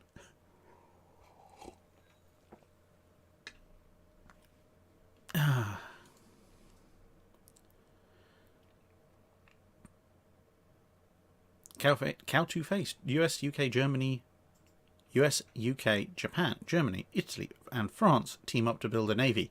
Who would be best suited to build each class? I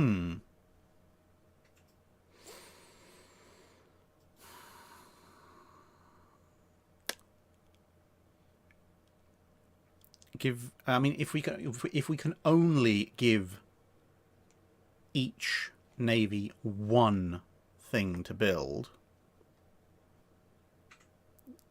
because otherwise some of these navies will just get excluded completely. Let's see. The problem is, most of the time when you look at those, I'm looking at that and going, well, actually, I'd combine this feature from this navy, this feature from this navy, etc., etc. But if we're talking about World War II, okay, let's do the easy one. Let's give the US the carrier role. I can build Essexes. That's good. Battleship role.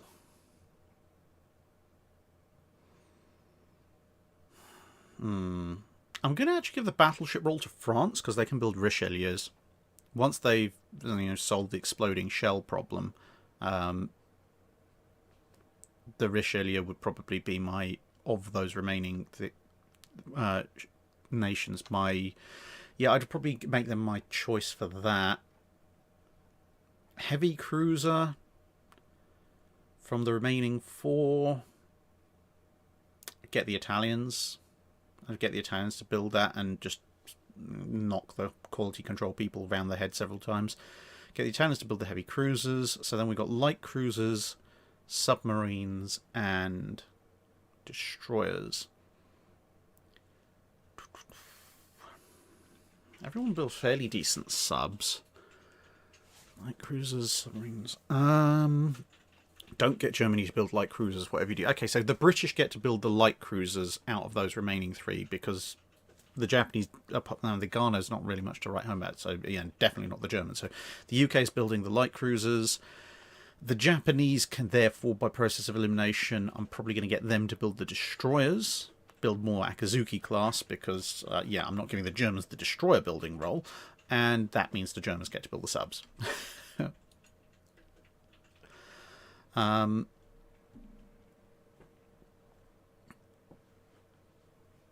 it'd be so tempting. The thing is, I'd like to give the Americans the destroyer role to build Fletchers, but then the thing is, who are you going to get to build the carriers?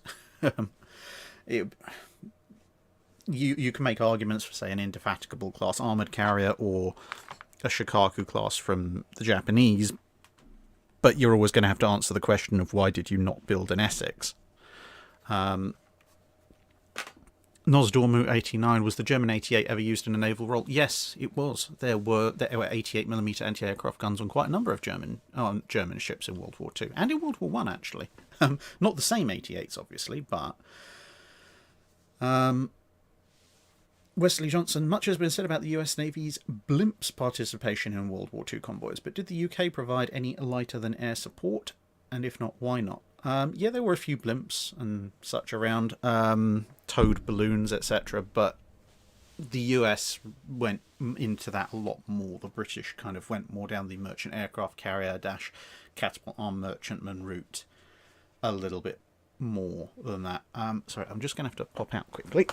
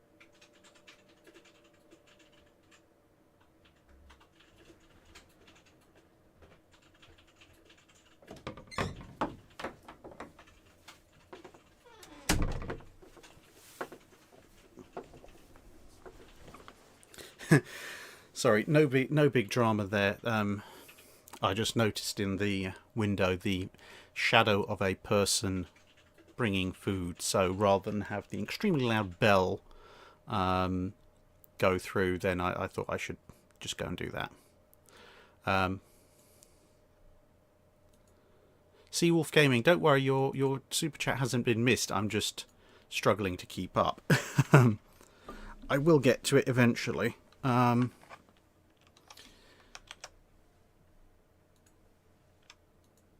James P, thank you very much. Mega Scro, what Star Trek ship is that? Yes, it is the NX-01 refit that I built myself. Dan Haskin say you can hear the mine clacking away in the background. Yes, you can. Although some of that might actually be the gerbils drinking as well. Jeez,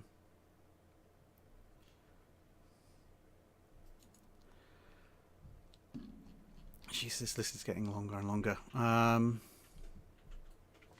Joshua Morton, what do you say the most effective Royal Navy vessels? So I have answered that one. Dom Hen, instead of the QEs and other fast battleships at Jutland, the Americans send 4 Des Moines class. How does the battle turn out? 4 Des Moines probably will... 4 Des Moines will probably do a lot more damage to first scouting group, certainly. And they can chase them down. The only slight problem is that even 4 Des Moines don't stand any chance against the full high seas fleet and their cruisers, so when they get subject to the hail of fire as they try and swivel around to escape, they're probably much more likely to get destroyed. What food did I get? Sweet and sour, chicken balls, and egg fried rice.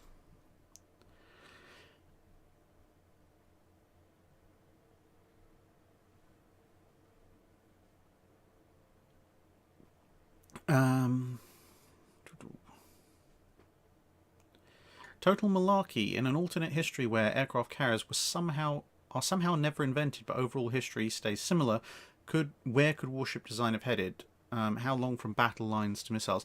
Missiles were already being invented anyway. You've got strategic ones like the V1 and the V2.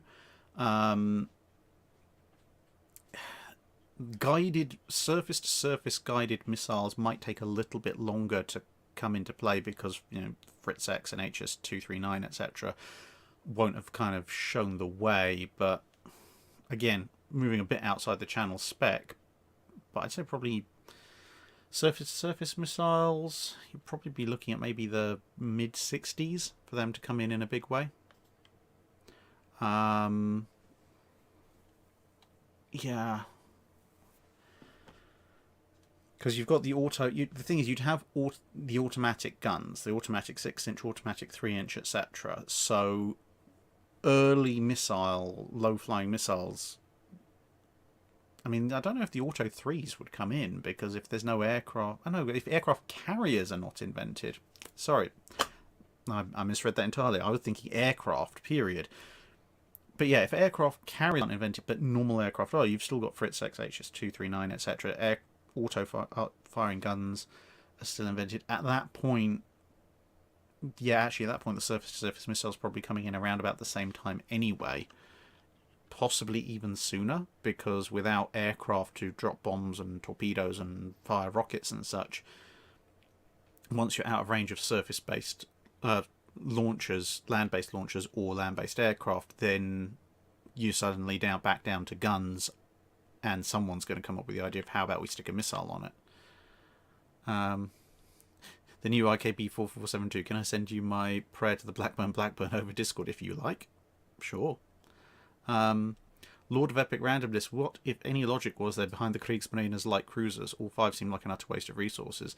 That's basically what's happened when you have what's at the time known as the Reichsmarine, and they are on a bit of a budget, and they just make a bunch of missteps. They're trying to build the smallest, lightest cruiser they can have and still have a credible light cruiser, and it turns out they go a little bit overboard on the the light part of things. But yes, broadly speaking, apart from some effort of training and such like, they are pretty much a waste. They could have done a lot better. Seawolf Gaming, I have got to your question. Iowa, Washington, Vanguard, Duke of York versus Yamato Tirpitz, Littoria with accurate shells, and both Scharnhorsts. Who wins? So that's a 5 versus 4 in favour of the Axis. I mean, any one of those Allied ships can quite easily deal with a Scharnhorst, but there are 2 of them. So how would you play it? Because you do have the 2v1 problem. But Littorio and Tirpitz, assuming they've got the accurate shells, are a pretty decent match for most of the Allied ships, and Yamato is an overmatch for any of them unless the weather is bad.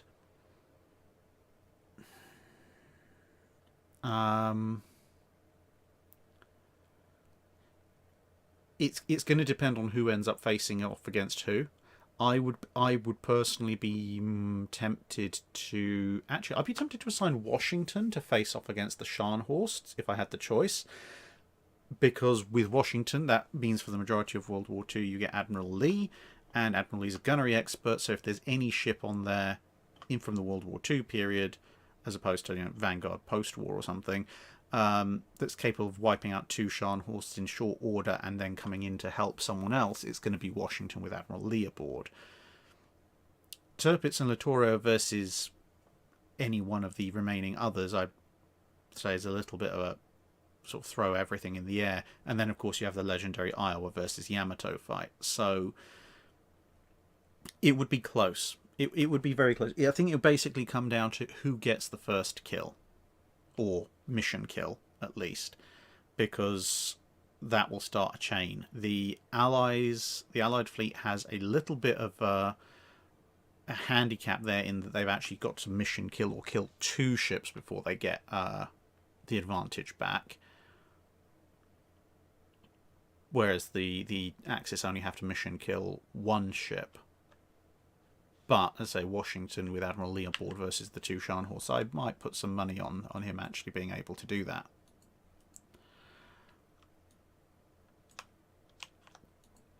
Kieran, there is the SS Badger ferry in the US that still uses steam engines and telegraphs. Do you have any plans on your US trip to see this ship? I don't know at the moment because, one, I don't know 100%, although I'd love to be able to make a US trip in August. I don't know 100% if everything will be in place to, do that at that point. And also, because I now will have more free time on my hands,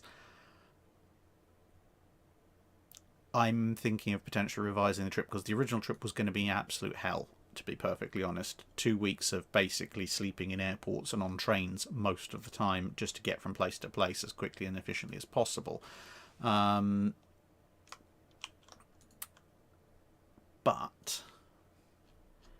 I don't know. Well, let's assume for a second that everything works out well and I am able to make the trip in August. I'm as yet undecided as to whether I want to still do 2 weeks, but space things out a little bit, take things a little bit slower so they're a little bit more endurable, and therefore, I won't be collapsing from fatigue by the end of it. But that means seeing fewer ships and then having to come back at least two more times.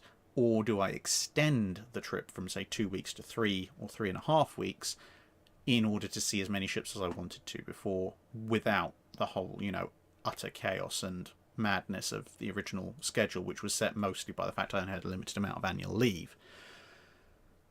So in the latter scenario, then yeah, I probably would like to come and see as many ships as I can on a more relaxed schedule, but we will have to see how that all works out. I do have some ships I'm very, very, very definitely seeing, like New Jersey.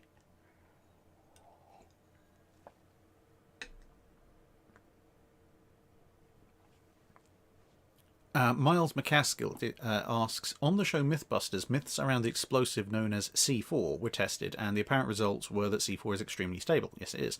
And is very unlikely to explode unless subjected to the shock of a blasting cap. Given the number of ships that have suffered magazine explosions throughout naval history, was any thought ever put into using a safer, more stable explosive as a charge for naval guns? Kind of. The problem is that most of the really stable explosives, like C4, are what you call high explosives, as opposed to low order explosives. And high explosives have their own sets of problems when it comes to stuff like that. Because a high explosive, as the name suggests, burns very quickly, creates a very, very powerful shock wave, and that's not actually brilliant for propellant And I mean, any kind of detonation in the barrel for any kind of propellant creates a fairly sizable kick. This is one of the reasons why TNT shells, although they were tested on something like, say, Vesuvius, they didn't really catch on, because although TNT is a fairly stable high explosive and fairly devastating, it doesn't tend to survive passage through like the impact of an arm-piercing shell very well. And yeah, if you put high explosive as the propellant in a gun, you're likely to just blow the gun up, because effectively you've stuck a depth charge in it.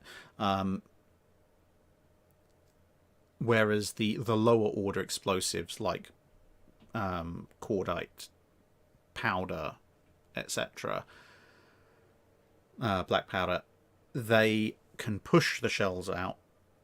As I say, the lower order burning explosives they're much better propellants, but they are by and large a lot more vulnerable to fire. And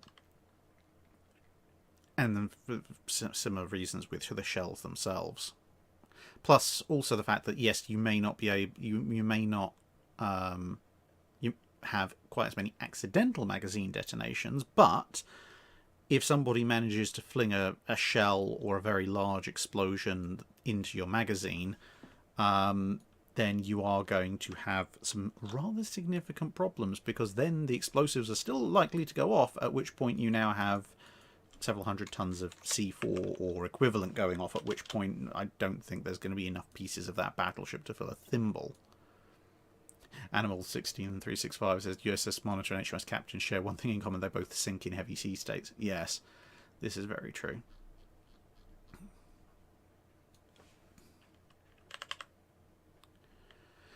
Alright, Sad Wings Raging. Command structure of the Royal Navy. What is a Sea Lord, whether it be first or fifth? This has evolved over time. It used to be just called the Naval Lords as opposed to First Sea Lord. First Sea Lord is a 20th century title, but effectively the way the Royal Navy was run for the early part of the 20th century, you have, quite confusingly, the First Lord of the Admiralty and the First Sea Lord. The First Lord of the Admiralty is a civilian appointment, or was a civilian appointment, by the government, and effectively it'd be like the Secretary of the Navy in the US, for example. So it changes with governments, and can change even within governments if the political appointee doesn't work out. The Sea Lord, First Sea Lord, Second Sea Lord, etc., they are senior admirals within the Royal Navy. Usually nowadays the First Sea Lord is in charge of the entirety of the Royal Navy, but they have very distinct roles and responsibilities.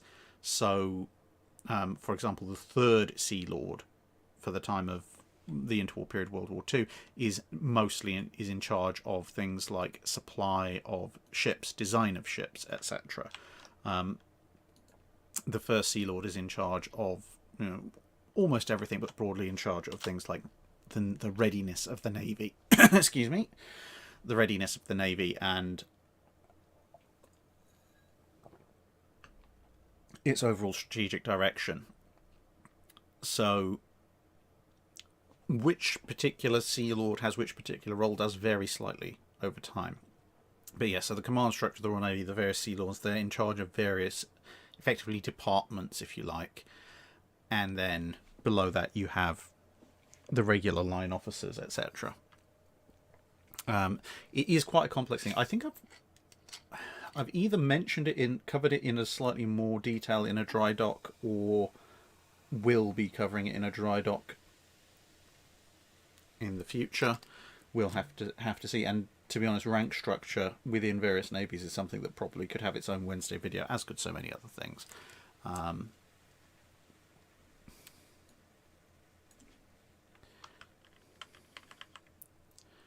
Anti-tank gun guy asks, I've been reading USS Ulysses. Were damage control parties trained to deal with extreme ice, or did they just deal with it however they could? Depends on the time period. Yeah, it depends greatly on the time period, and also what navy. if you're a navy like, say, the Canadian Navy or the Russian Navy, then yes, your damage control parties are going to be trained to deal with extreme ice conditions because that's kind of par for the course. Whereas if you're, I don't know, say the Brazilian Navy, the chances of you encountering icebergs are so slim, you're not likely to include it on your damage control training courses. And then you've got sort of the intermediary stuff like France or Britain, who have a global reach but are not typically going to run into ice, so they may brief people on how to deal with ice and have measures in place for specific missions or specific conflicts, but not as a general rule of thumb. So yeah, it depends. And even within a navy, if you've got a force that's typically working in the North Atlantic, they very well will probably have some kind of pre-existing training to deal with ice, whereas, say, a squadron that's operating in the Mediterranean, they're probably not going to emphasise that too much.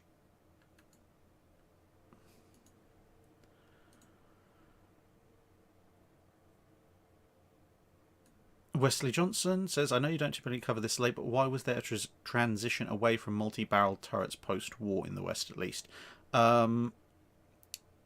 Well, obviously the de-emphasis on guns, but also autoloaders. That part is just about within the scope of the channel. Basically, autoloaders take up more space than manually loaded guns. And that means that's why you see it on the Worcesters, they're using twin sixes instead of triple sixes. The same on the Tigers. The Des Moines get away with triple eights because they're so much bigger than everything that's gone before them in terms of a heavy cruiser.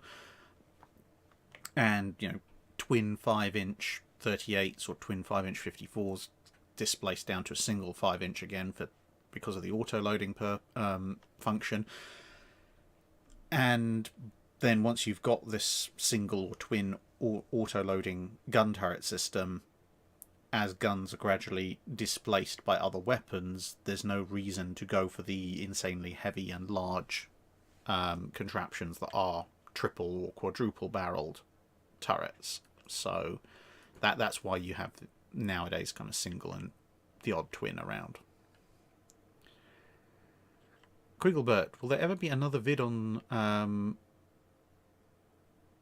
I believe you mean Franklin's damage control? Yes, it's on the a redone Franklin video is on the list of things to do this year. I've got a couple more books on the subject, and hopefully, I will be revising the entire thing and re-releasing a new version at some point this year. Cody85, what, in your opinion, is the most underrated naval aircraft of World War II? And what aircraft of World War II would have made a good naval aircraft but wasn't used as such?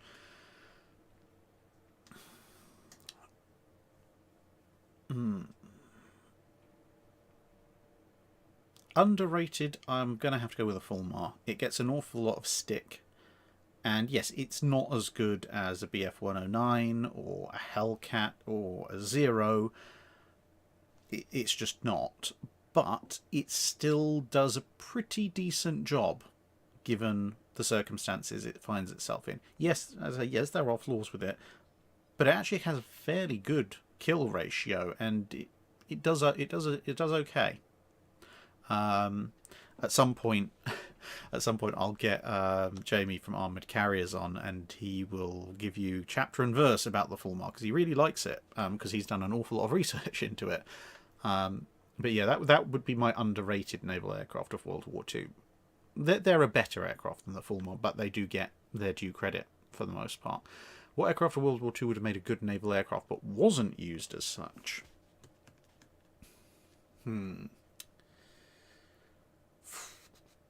Well, the Italians and the Germans don't have any carriers, so anyway, any completed ones, so that kind of rules most of them out of consideration. What aircraft would make good naval? I mean, they proved that you could operate the Mosquito off of carriers towards the end of the war. Just about. So something like a Mosquito or a Beaufighter, if they'd managed to get those going, maybe. The problem is that, having proved that you can, the British carriers are probably the least well placed to use Beaufighters and Mosquitoes if they're navalised. The US Essexes would be a much better place for those kinds of aircraft. Yeah, I mean, the thing is, the long-nosed inline engine aircraft like the P-51, etc., they're not that suitable for carrier-borne aviation for various reasons. Yeah, the thing with World War Two is that a lot of the time, if it would work, even if only just like the Seafire, they did use it.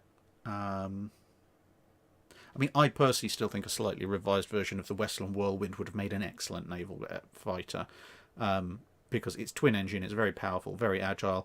It's about the size of a single engine fighter, to be honest. A folding wing Whirlwind would not take up any more space than a Fulmar, I think. Um, Basically, the only downside of the Whirlwind from a naval perspective is it has a fairly high landing speed. So that's why I say you need a revised version. But I just like the Whirlwind. Cowtoo Face, World War One. UK stays out of the war for whatever reason. How would the German fleet compare against the French? Extremely favourably.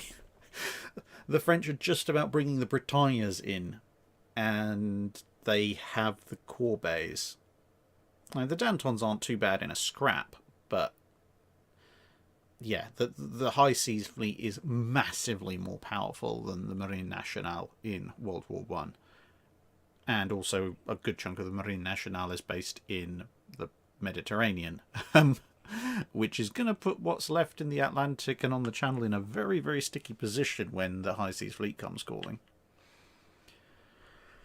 Nerd Caveman, you, Dr. Clark, and armoured carriers win the lottery and build a Queen Elizabeth carrier from Queen Elizabeth, a heavy cruiser, what QECA, NCV from scratch. What name do you pick? Warspite's taken. War is in 2 years. How silly would it be for the Royal Navy to follow tradition and take the ships? Well, in 2 years you're not going to complete any of those. I'm still not sure what QECA and CV means. I mean, Queen Elizabeth and carrier is obvious, but why is there a heavy cruiser in there? I mean, let's assume we're just building a carrier of some description. What name would I pick for the carrier? I'd go with Ark Royal. We haven't had an Ark Royal for a while, and Ark Royal is a really good UK carrier name. And of course, if there's a war coming and it's anywhere near complete, of course the Royal Navy is going to take it. Hopefully they'll do a deal like they did with Chile and actually pay us for it, which would be quite nice.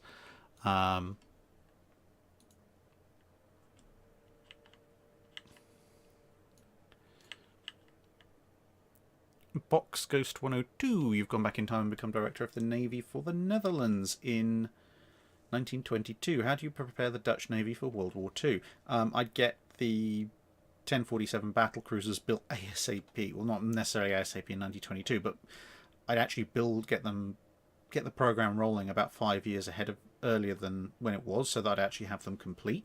There's not a lot the Dutch Navy can actually do to stop the German invasion on land for obvious reasons. But I would probably get the 1037s, the 1047s, and being realistic, the 1047s and an updated class of destroyers built. Basically, because the 1047s will then be over in the Pacific, so they'll contribute something towards ABDA command, and hopefully, if they're survivors, they can come back and can still contribute quite heavily to the general Allied cause. And modernised destroyers are always welcome in all circumstances. Also, I'd actually build more submarines, considering how well the Dutch submarines did close to the start of at the beginning of the war, especially in the Pacific.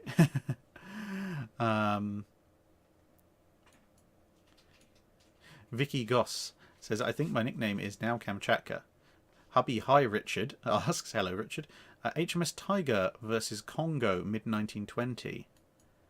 And she also says Mrs. Drax should judge a sound effect contest. HMS Tiger versus a Congo in mid-1920. That's a good one. They're very similar. And there's pre-Congo modernisation. Well, they've had an update of sorts, but still. And 13.5 and 14-inch guns aren't too far apart in capability. I'd have to say flip a coin.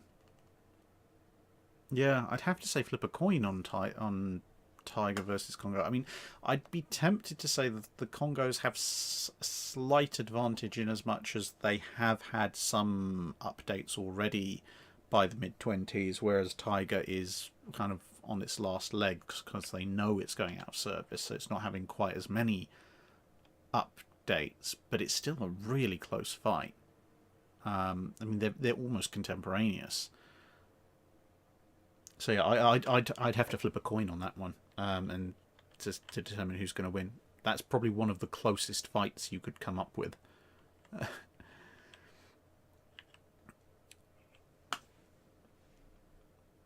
Michael O'Brien, what were the most well-balanced light and heavy cruisers? Ooh, that's a good one.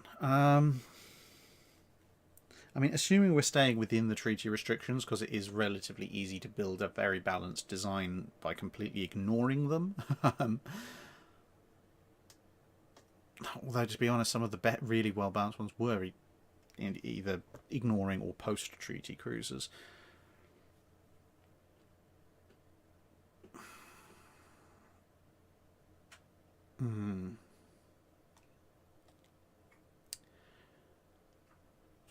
Light cruiser wise,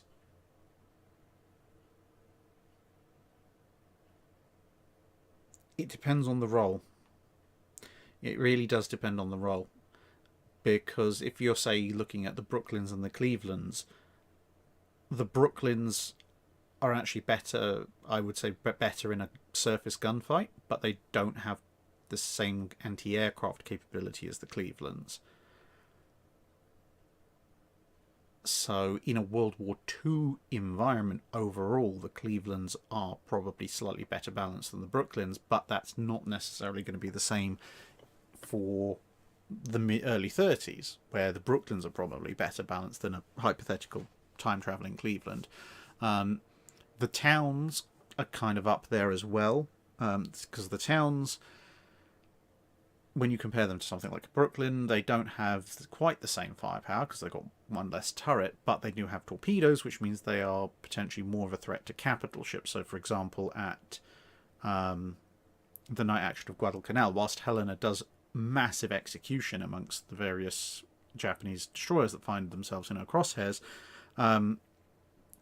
apart from shooting up superstructure, Helena has no way of actually hurting Hie or Hiroshima, whereas if you sent Belfast or Edinburgh or Manchester or whatever into that same scenario, they have torpedoes that can do a fair bit of damage, especially at close range. So, yeah. With light cruisers, it's going to depend entirely on what kind of role, because there are a lot of fairly well balanced ones in that respect. And to be honest, even with heavy cruisers, the Japanese ones are very well balanced for surface attack actions between their torpedoes and guns, but they're not particularly well protected to withstand counterattack, and due to various issues, they're not particularly good at anti-aircraft work either. Whereas something like Wichita or the Baltimores, or some of the modified New Orleans, or even the counties, are much better able to handle being hit. Especially once the counties have had their we honestly didn't plan for all this upgrade being slotted in, Governor upgrades. They're much better all-rounders, but as you see with like First Savo Island, they're not necessarily got quite the same level of striking power in a full-on surface action. So yeah, I think for that, you'd have to give me, maybe Discord message me or something, a series of roles and saying what is the best balanced ship for this time period or this scenario. Because there's no ship you can point at that go, this has absolutely brilliant AA, absolutely brilliant surface guns, and absolutely brilliant torpedo or heavy anti-capital ship armament. They've all got strengths and weaknesses there. Aztec 01 MCF, thank you very much.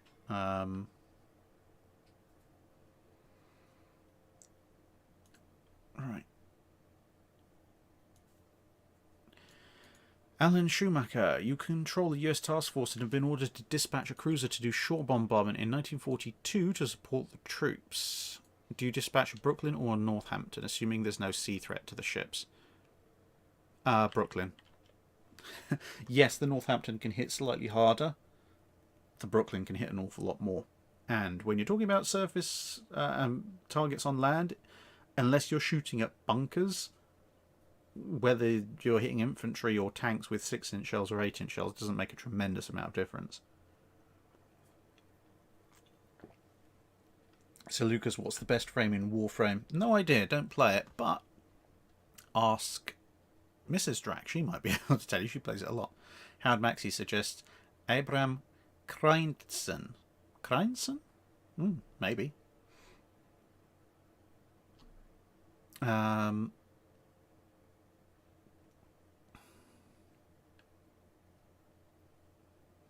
Black Jackal, in a timeline when Operation Downfall took place, would work on HMS Vanguard have been expedited in order for it to participate, and what service could it have given in that event? I don't think so, to be honest. Because Downfall, when it comes to Operation Downfall, battleships, their main role is going to be anti-aircraft fire support, which almost every ship at that point can do, and surface gunfire support, which almost every ship at that point can do. There's not a tremendous amount that Vanguard can do that the other numerous battleships already there can't. If anything else, work would be expedited probably on carriers, because the carrier air support would be far more valuable than another battleship.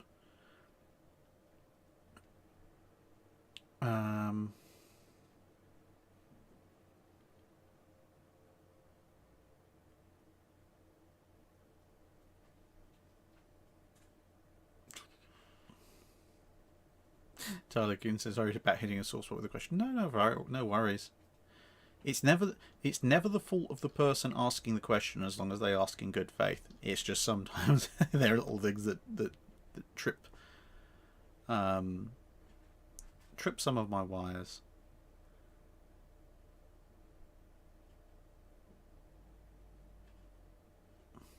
$14.99. What would you actually look for in a shore bombardment mission? Rate of fire, number of guns or caliber. Depends on what you are going after. If you're going after troops or tanks, as many guns of 6-inch or upwards as you can get. Rate of fire, somewhat optional, but useful if you're getting close bombardment. If you're going after targets that are really, really far away, or really heavily armoured targets like bunkers, that's when you want to go for the battleships. So Lucius, girls don't play video games, Drac. Oh, Mrs. Drac? Apparently girls don't play video games. Oh, don't they? Okay. I guess you must be married to a man then. I have a very feminine voice. Yes. Oh dear.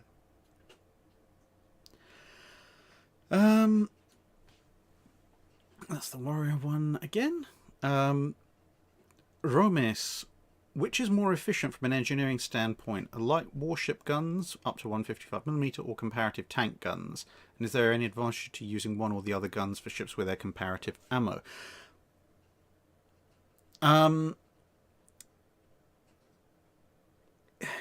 Contemporary guns, generally the warship guns are larger. Nowadays you do have tanks with 120, 125mm guns, which is approximating destroyer grade armament, and you can point at those and say, oh, look at the velocity of the guns and the rate of fire of the guns, and etc, etc. But that's modern guns.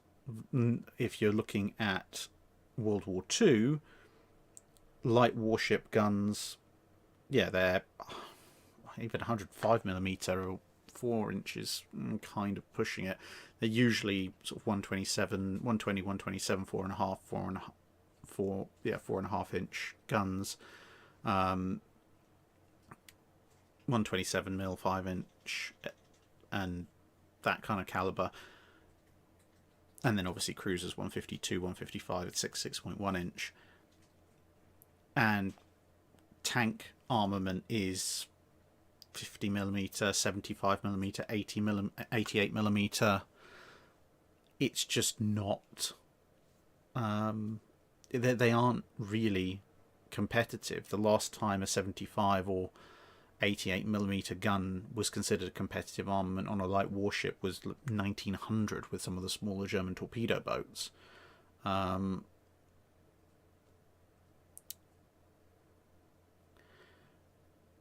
But yeah, the thing, and the other thing is comparative ammo, as you mentioned. The targets are entirely different. I've talked about this in the past, but basically, a lot of the ways that you kill a tank are predicated on the fact that a tank is a very small armoured box. So something like a Heat or a Hess shell, or even a solid fragmenting shot, can completely wreck the interior of a tank because you just have to punch through the armour and everything you need to kill is within a few feet of that penetration point. But if you use that kind of punch through armour, instantly do with damaging effect type of shell on a warship, you breach a bulkhead. That's really about it. There's not a lot else you're going to do. And conversely, if you put an armor piercing shell, a naval armor piercing shell into a tank, you'll with the kind of the fuse delay that's present on one of those things, you'll probably just core it through and through, and then the shell will go on and explode 30-40 yards down the range, which isn't going to do all that much. I mean, you can in theory build a massive Heat or Hess shell, but at that point it's not comparative gun in the slightest. Ryan Regal asks, light cruisers, line cruisers might not be historical, but some sci-fi settings have them, heavy cruisers and battle cruisers. What's a good cruiser base for a fleet, and how does one best cover the basic capital ship coverage in a fleet? For a entirely fleet-based role, assuming that you're talking about a fleet screen, yeah, it's a bit of a difficult one.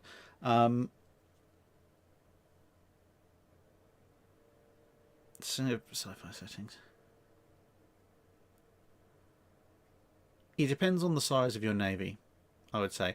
If you have a large navy, then a light cruiser is a good basic cruiser base for a fleet, because it should be, assuming that you're following naval ship design theory, it should be relatively quick, well armed enough to deal with lots of smaller attack craft and similar peer ships, and it can get out of the way of the big heavy stuff, and you can have enough of them that you've got a good fleet screen.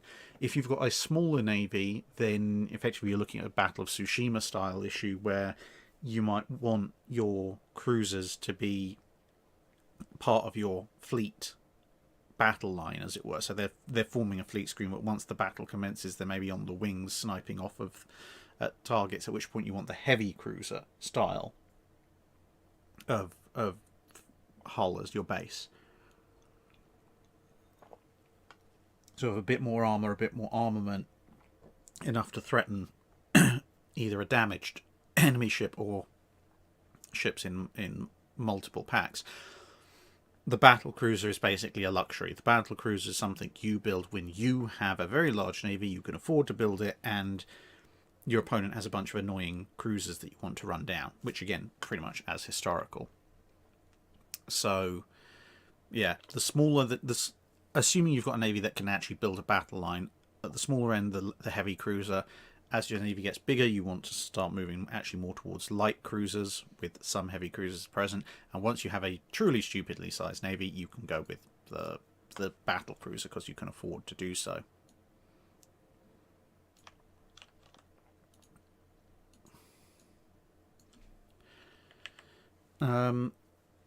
Tyler Kuhn, if Britain stays out of World War I because the Germans don't invade Belgium and a combined Central Powers fleet defeats the French Navy completely, could the Japanese have taken advantage of French weakness and taken French Indochina?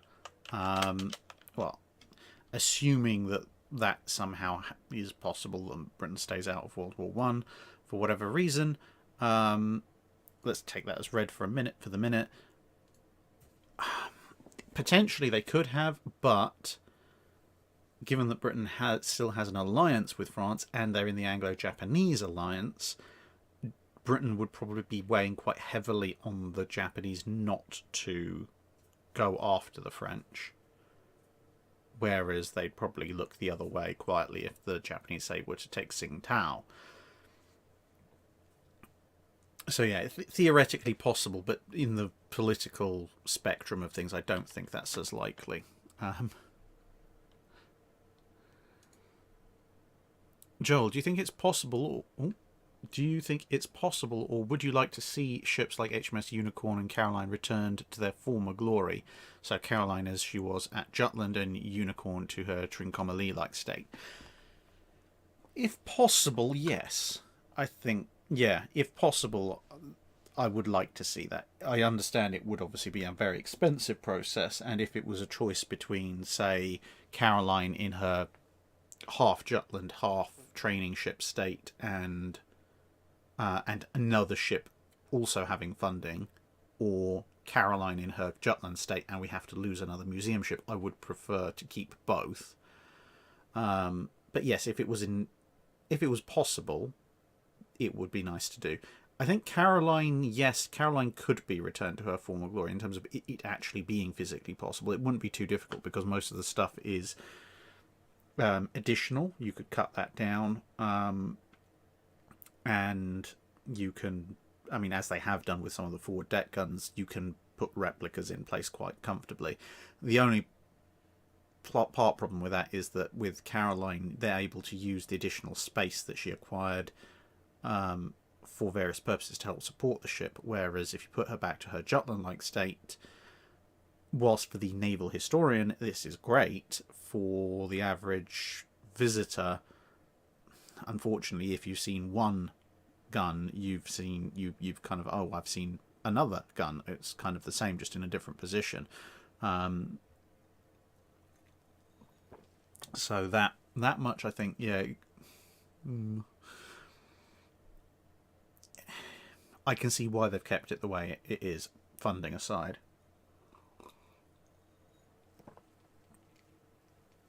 Live Errors asks, imagine if in 1930 a canal between the Black Sea and the Baltic opened up. Oh boy. Would that have enabled Italy, helped Italy or Germany in any significant way? Yes. Apart from anything else, it would make a brilliant defensive barrier for the Germans in the latter part of the war. If it's big enough to transit warships. Yeah.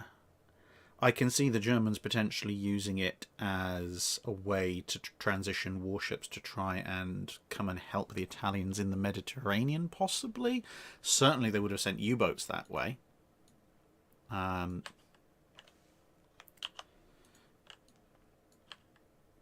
Yeah, that would be a rather interesting one.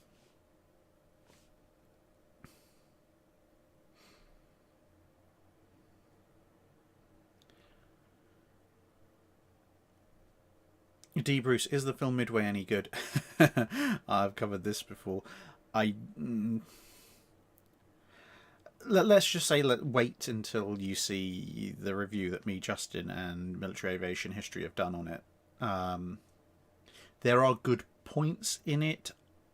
As a naval historian, I really actually don't like it.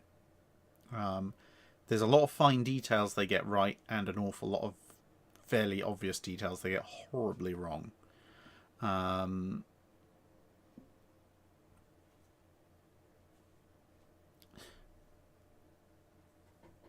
Samuel Schuler, are you going to make a video about HMS Porcupine and HMS Pepperpot, aka HMS Penelope? Yep, at some point, definitely. Yeah, at some point, definitely I will. US, the United States Citizenship and Immigration Services. Any thoughts on HMS Campbelltown and her raid on St. Nazaire? It's an absolutely fascinating operation. And it's one of the ones I really, really want to do in a Wednesday video. It's very inventive. It's this... I would say it's a classically British operation in that, on the one hand, it's very inventive. On the other hand, it's very much a scratch force operation. And on top of that, it has elements of brilliant success, elements of incredible heroism, and elements of everything going horrifically wrong.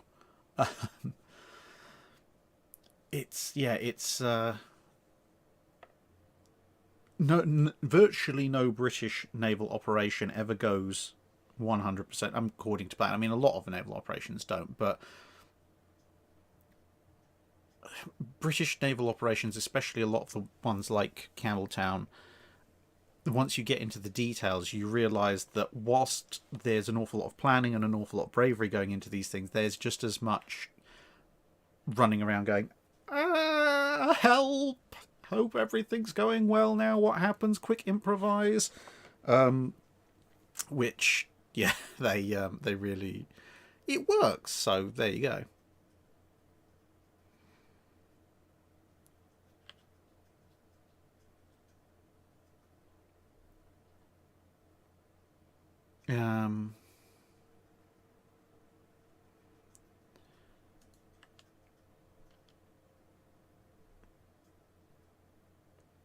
I don't know that. Someone's asking me about PDFs. Isogen, could you compare and contrast how World War II Krupp and World War II steel alloys compare to modern day steel, such as AR400, AR500 CRV, and other steel alloys? I could. I'm not going to here because just explaining the chemical makeup of World War II Krupp steel for various functions, whether it be homogeneous, face-hardened armor steels, obviously those two different types, or construction steels. It's a hugely in-depth field, and like say a World War II Krupp armor steel is going to be superior to a modern day construction steel in resisting impact, but it's not going to be as good for building a ship, and so on and so forth. So yeah, I could do, and probably engineering materials for building battleships will be a Wednesday video at some point. And yeah, thanks for reminding me. I do need to actually add that to my list. But yeah, there's no way I'm going to be going into detail on here. I mean, apart from anything, I'd have to go and get my old university notes and start showing you phase change diagrams and everything. I'd really love it, but I don't think many of you would want to stick around for me just nerding out on engineering material properties off-piste. Ben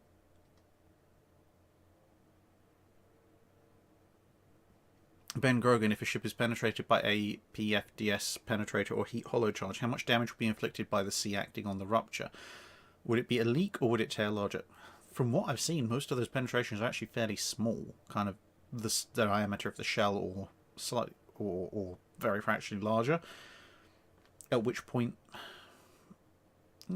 it's not going to do tremendous amounts of damage. It would be like an unexploded AP shell penetrating.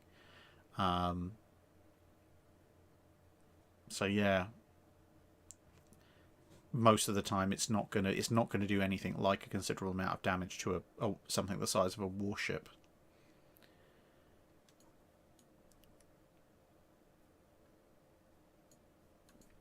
Duke of Pectington. How would the French Navy affect the theatres of war if they had ignored the German ultimatum and sailed out to join the UK and free French forces in the fight against the Axis? Massively so. German surface raiders would have had an awfully shorter life expectancy if you'd had Dunkirk and Strasbourg sailing around. Once Richelieu gets complete. Maybe Jean Bart makes it out as well, but certainly Richelieu being complete would free up other Allied battleship assets. Potentially, as I've said before, potentially could see Richelieu taking place of Hood in a fight with Bismarck, which would probably go much worse for Bismarck. And I mean, the war in the Mediterranean, you could have French fast battleships. I mean, Dunkirk and Strasbourg are probably perfectly capable of taking on a Cavour or something like that. So they might also get reassigned to the Med. You've got large numbers of French destroyers. They'd do really well in the Med, I think. French cruisers are not half bad. Again, probably mostly fighting the Italians in the Mediterranean, although you'd probably see a good number of them redeployed for convoy escort work as well.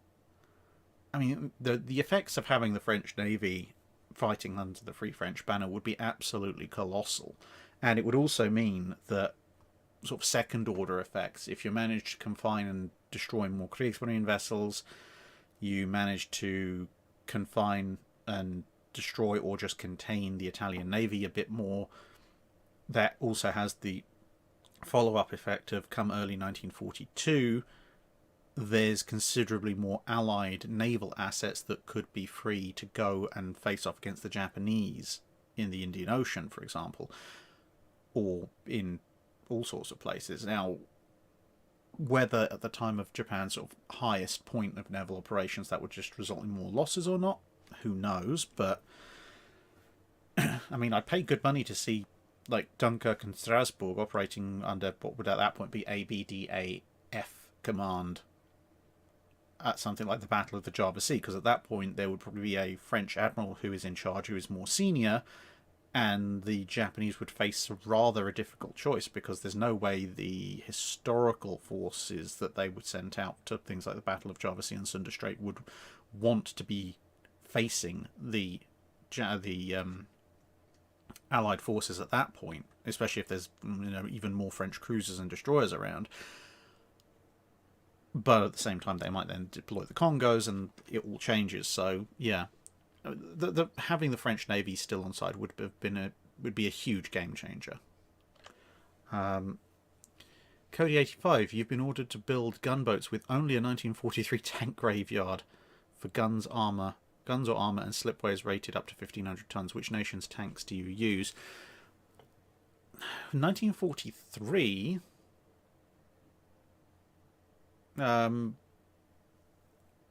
If I've theoretically got an infinite number of tanks to choose from, I'd go for the German ones and grab Tiger turrets with 88mm guns. I mean, it depends how far you stretch the definition of tank. If you include things like tank destroyers, the Italians actually have a really nice 90mm gun that they turned into various forms of open-topped and enclosed tank destroyer that would probably be even better to use. Yeah, because 1943, I mean, 75mm, 50mm guns. No, if I'm building a gunboat, I'm going to go big. So, yeah, an Italian. If you're prepared to stretch the definition of tank, then I'd go Italian. Otherwise, I'd just take 88mm from Tigers. Now, let me just check in with the old legacy and see where we sit on all of this. Right. John Hart. In 1905, Sidney Riley was sent to Blom und Voss to help a young naval officer spy for the Admiralty. It is stated that many naval officers are getting caught. Were Royal Navy officers used as spies? Yeah, quite often.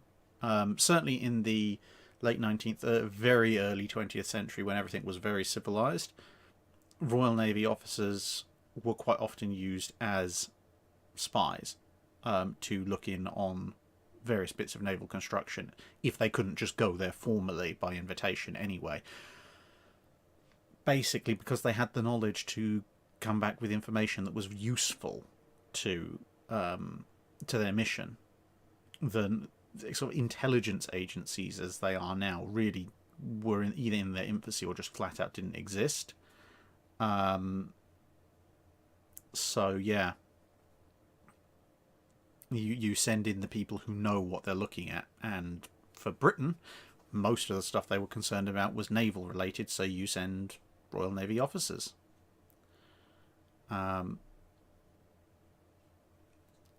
Royo asks Alaska's Battle of Samoa. That one I have answered.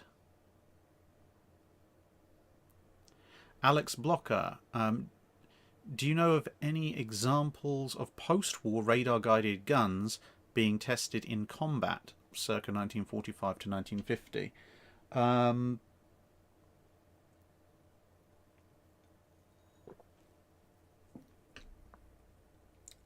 Amongst the big navies, not in direct combat with peer opponents. I mean, towards the end of that period, you've got radar-guided guns being tested in combat off Korea, but that's mostly shore bombardment and occasionally shooting up boats and things, which doesn't really... Does that really count as combat? Not really. There's a bunch of combat trials run by some of the bigger navies. Obviously, you've got the initial French efforts in French Indochina as well. But yeah, I'm not off the top of my head aware of any major naval conflict using modern naval vessels in 45 to 50 that could be classified as anything close to a peer naval conflict. Derp Squad, they're not spies, they're attachés. It's a very important distinction. Attachés have diplomatic immunity while spies don't. This is true. Yeah. The naval attaché role is very much a kind of a spy and training role. But there were a few instances of Royal Navy officers going undercover, although that was more kind of industrial. It's not the kind of break in and steal state secrets kind of thing. It's more the I'm a civilian and I'm going to innocently wander a little bit closer to this shipyard than perhaps they've been necessarily comfortable with having a uniformed naval officer in present, and take some observations that way.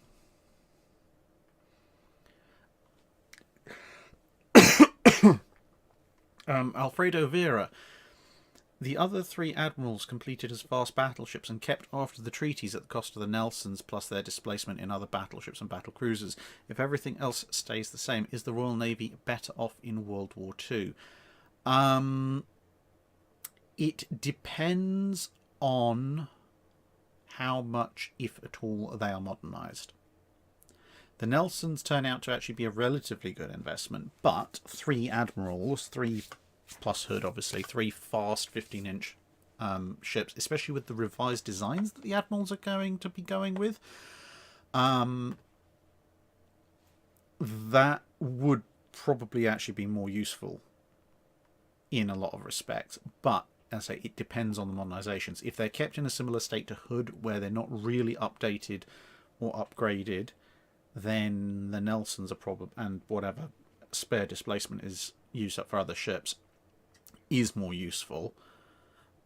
But if they have at least the Admiralty fire control table modernizations and a few other upgrades along those lines, they don't have to have full refits. But if they get at least those, then yes, they probably will be, because the Royal Navy now has multiple fast battleships. Frank Demara says, I'm an engineer and be happy to nerd out on material science like that. Yeah, well, at some point I will do the necessary video. Lord of Epic Randomness, how do you think France felt? Oh, that's the US America one. I've done that. Done that. Done that one. Blake Erickson, why did the US Navy drop a turret when going from the Brooklyn to Cleveland class cruisers? If so, was it so they could reallocate the weight for stability reasons or something else? Yes, they were rebalancing the ships, trying to still stay within the treaty limitations, but the Clevelands, they had more ancillary systems, high up stability, so there were stability issues. The Clevelands have a far more powerful anti-aircraft battery than the Brooklyns do, so that all takes up space and weight. And if I'm not mistaken, offhand, I think the Clevelands were also better protected than the Brooklyns. So yeah, the Clevelands are a much more balanced design for the kind of World War II high air threat environment, whereas um, the Brooklyns, as I say, the Brooklyns are a flat out better surface combatant, just because of the stupid amount of shells they can send downrange. But that's basically their main dash only advantage. Um, Balanced light and heavy cruisers, answered that one. Yep, that one. And on that one. Zachary Zier, any chance of Wednesday video on Admiral Yi Sun Shin? Yep, yeah, definitely. As I've said, I think I've said this several times on various dry docks. I would love to do a extensive Wednesday video on Admiral Yi Sun Shin. However, I would want to do that either with or in cooperation, either as a guest slot or in cooperation with, if I'm writing it and presenting it myself, with someone who is an expert on Admiral Yi and the whole war that he was fighting in. Or else I'm going to have to hunt down a number of very well reviewed books and read up on the subject, because I have no doubt he was an incredibly capable admiral. He was an incredibly how would you put it? I would quite happily put Admiral Yi well into the top 5, as I've said, top 5 admirals of all time. But, and this is where the but comes in, I don't know as much about the ships of that war, the tactics, etc., as I would like to, and that leaves me, or the people, to be honest, and that therefore leaves me a bit more vulnerable to potentially buying into myths and pop culture history surrounding him, and I don't want to do that because, one, it diminishes the channel if I go in with kind of a very high level pop culture style review on him, and two, it's also a disservice to him because he did more than enough to merit all the accolades of greatness without having to make any up or overblow them. So yes, basically I will do a video once I'm happy that I actually have all the information nailed down. So yeah, if anyone knows someone who's done a PhD in that war, or something like that, or has extensively studied in that area, or is just a general historian of Korean war history or naval history, either get in contact or tell me how to get in contact with them if it's someone you happen to know.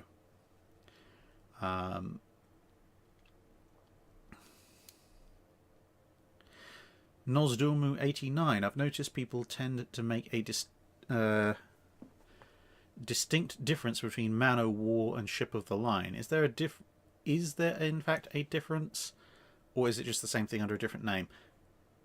Generally,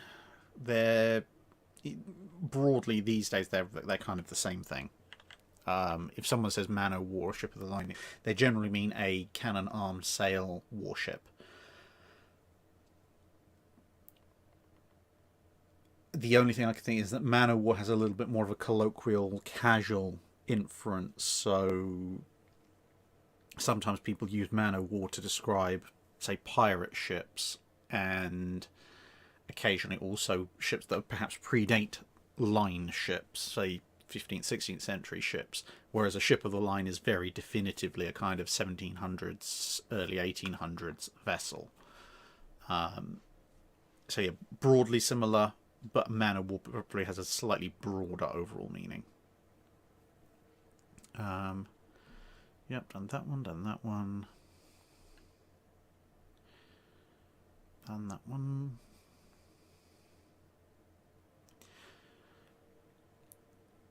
Sean King, 59. Make an allied fleet of a carrier, battleship, battlecruiser, armoured cruiser, light cruiser, and destroyer to fight an Axis fleet with the same number of ships. World War II era.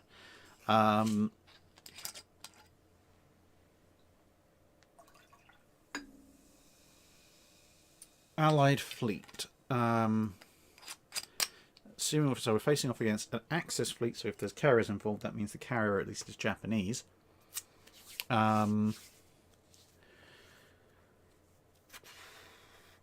Again, if I'm assuming that there's an Allied fleet, I'm supposed to take one from each nation. Hang on, I can't do that because there's 6. Okay, so I'm going to take 2 from each nation. So carrier, I'll go with an Essex. Battle cruiser, I'll go with a Renown. Light cruiser, I'll take a Town class. I'm just trying to think of battleship. Heavy cruiser. Heavy cruiser, I'll take a French Algerie class.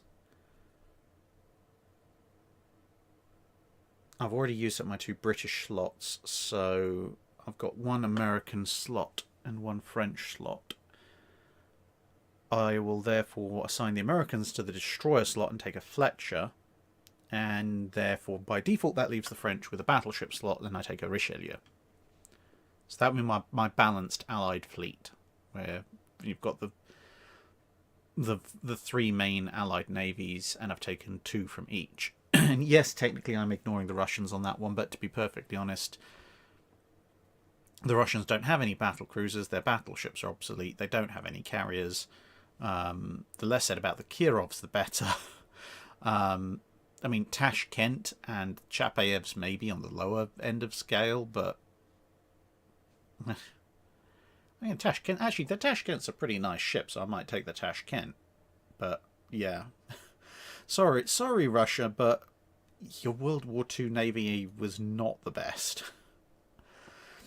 Paul says, as an 80s-90s wargame programmer, I've been enjoying your channel for years. Thank you very much.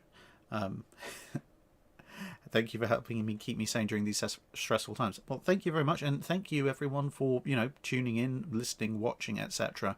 As I said, coping with COVID, lockdown, etc.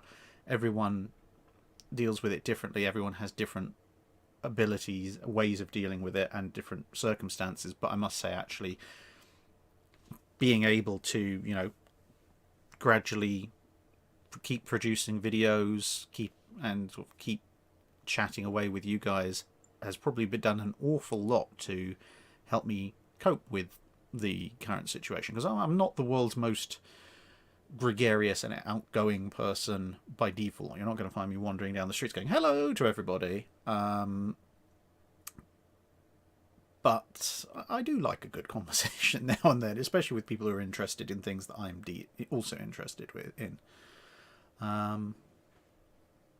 James Harding, the 3-drum boiler was the main type used in warships. Was there experimentation with other types, such as reverse flow helical heat exchangers? There was an awful lot of experimentation with boiler types in warships. A lot of it came down to not so much necessarily the world's best, most efficient boiler, but what could they build that was reliable and hard wearing. And bear in mind, they had to take into account battle damage as well. The 3-drum boiler, especially the Admiralty pattern boiler, it worked. It would keep working. You could knock it about and it would keep working, and it was relatively efficient for its time. It didn't require lots of really complicated ancillary machinery to keep functioning, etc. So yeah, it's one of those things where perfect is very definitely the enemy of good enough. Budguy8829, what ship, boat or class had the biggest impact in World War II? A single ship, boat or class. I mean, it depends how you look at it, really. I mean, if you want to look at it in terms of overall damage caused, probably something like the Type 7 U-boat. If you want to look at it in terms of most decisive victory scored, or sort of most effective curb stomp, something like the Essex. if you want to look at biggest impact period, you're probably looking at something like, say, a Kargi or Karga, simply because of their central role in actually, bringing the US into the war, which is a rather big impact, and so forth. I mean, and then in terms of sort of cost efficiency, whilst Tirpitz didn't really get that much results for the amount of Reichsmarks invested in it, it did tie down an awful lot of Allied naval assets for an awful long time, simply by existing. Jalu 3, when are you coming to California? As I say, possibly August. And can you do a video tour of Midway, Iowa, Pampanito, Mare Island Shipyard, and Coastal Artillery? Midway and Iowa are definitely on the list for when I get to California. Pampanito wasn't, but again, as I say, with new circumstances, I might be able to explore that a little bit further. Mare Island Shipyard depends if I'm allowed in. I don't know what the access arrangements for that whole vicinity are. Coastal Artillery, again, depends if they're around. It wasn't on my list before, but that's mainly because it's just, as I've said before, the previous kind of punch list.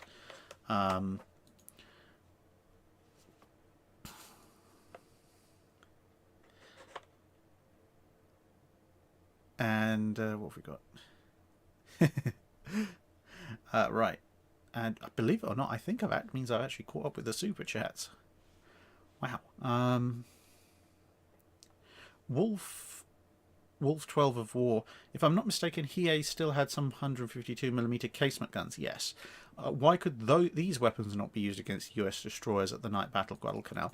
They were, to a degree, but one of the many reasons casement weapons were disposed of in favour of turreted weapons is they are very limited in their arc and ability to engage compared to turreted weapons, and also in terms of fire control and things like that as well, because of those slew limitations. If you're in a turreted or deck mounted gun, you, especially in something as chaotic as a night engagement, you're far more able to engage close range surface targets like destroyers than you are in the relatively limited visibility and arc of a casement weapon. So whilst those casement weapons did engage, it's not with any tremendous amount of success. They're also more vulnerable than the main battery.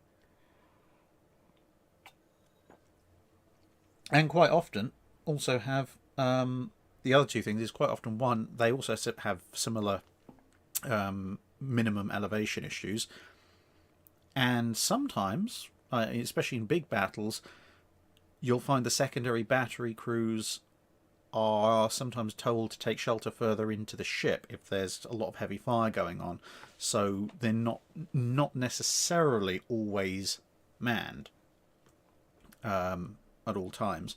Although in the night action of Guadalcanal, they were there, but yeah, they're not brilliant for night action engagements.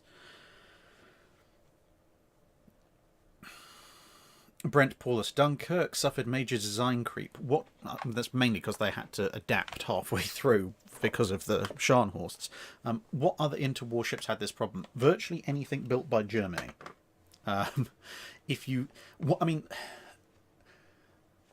Some examples. The Deutschland class. They are so different per ship. You can tell which one is Deutschland or Lutzow, which one is Scheer, which one is Graf Spee, very easily at one glance, because the superstructure is completely different. Deutschland's actually very low, relatively minimal superstructure. Spee is not. Sorry, that's it. Let's put the keyboard down. That's a bit better. Other interwar ships. I mean, yeah, say anything but by the Germans. If you look at the progression of Hipper, Prince Eugen, Blucher, Prince Eugen, and then what was going to be before they decided to turn it into a carrier, Seydlitz. Again, they're almost completely, almost different heavy cruisers, just loosely connected. Okay, right. Sorry, one moment again.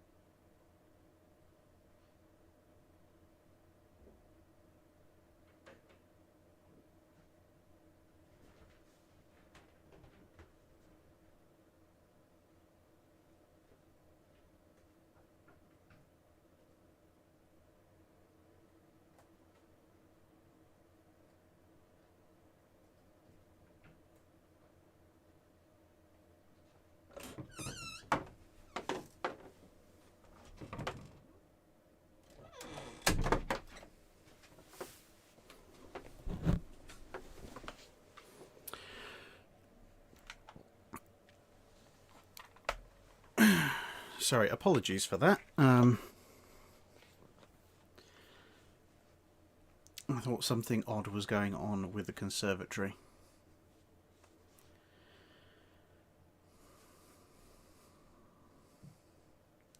Almond 1991-2.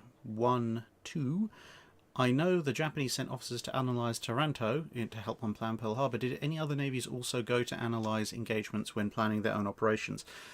There was quite an extensive system of officer exchange going on, for example, in the Allied navies. So there were US officers present on Royal Navy ships operating in the Atlantic and the Mediterranean. In some cases, well before the US was actually officially involved in the war. And similarly, there were British officers aboard certain American ships who would either be present for or nearby certain engagements, and they would then go in to analyse what was going on to see if they could work out if there were ways to better inform their own operations as well.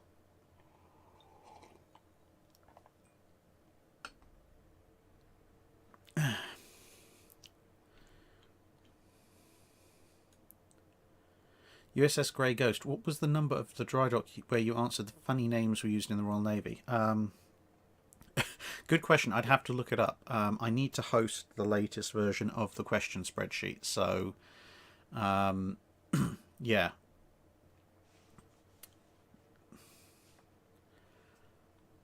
I'll have to put that up and link that at some point.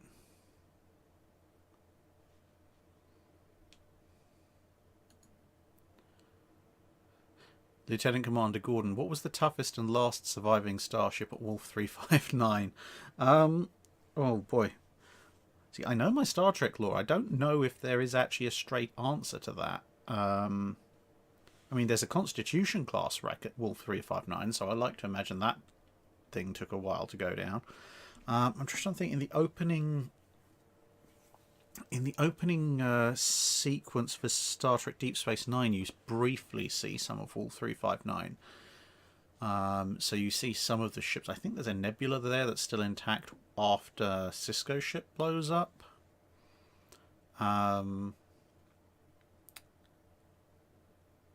Yeah, I don't know who was last standing. I don't know if that's ever been established in Star Trek canon. Captain Seafort, do you plan on doing a 5-minute guide covering the differences between the Hood and the Admirals? I do plan on doing a video of that sort, but it's going to take a lot longer than 5 minutes.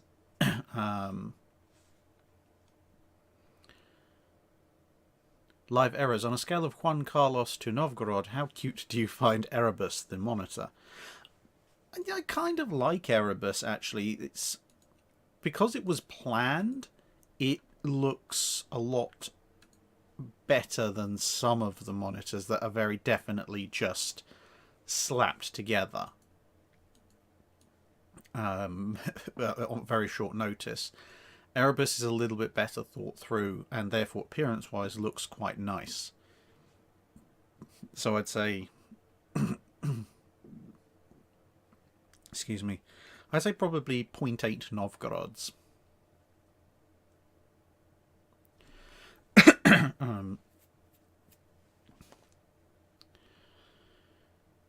Jeremy Tibbets, if the naval treaties allowed for turning 3 old battleships into fortifications rather than scrapping them, would anyone have taken that option up?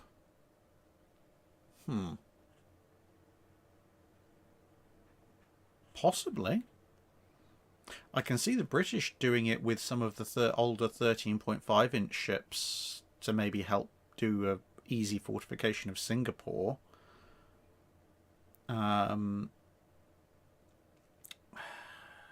The Washington Treaty predates the American move to Pearl Harbor, so they wouldn't have done that, but maybe they would have done it in the Philippines? I don't know what the Japanese would have done with it, though. The Japanese, I mean, they've got the Kawachis, I suppose. They could dispose of those in some manner. But the Japanese don't have that many sort of overseas Pacific island possessions to fortify, so they might use them as... they might either not do it, or they might use them as just port guards at home.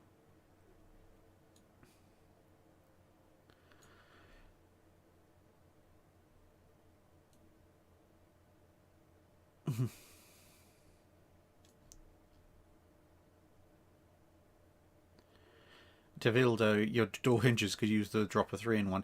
Yeah, this door really actually needs to be replaced. It came with the house, but it doesn't quite fit the door frame. I can get my pinky finger into some of the gaps around between the door and the door frame, and it's also very, very lightly built, so it's not the world's best at soundproofing.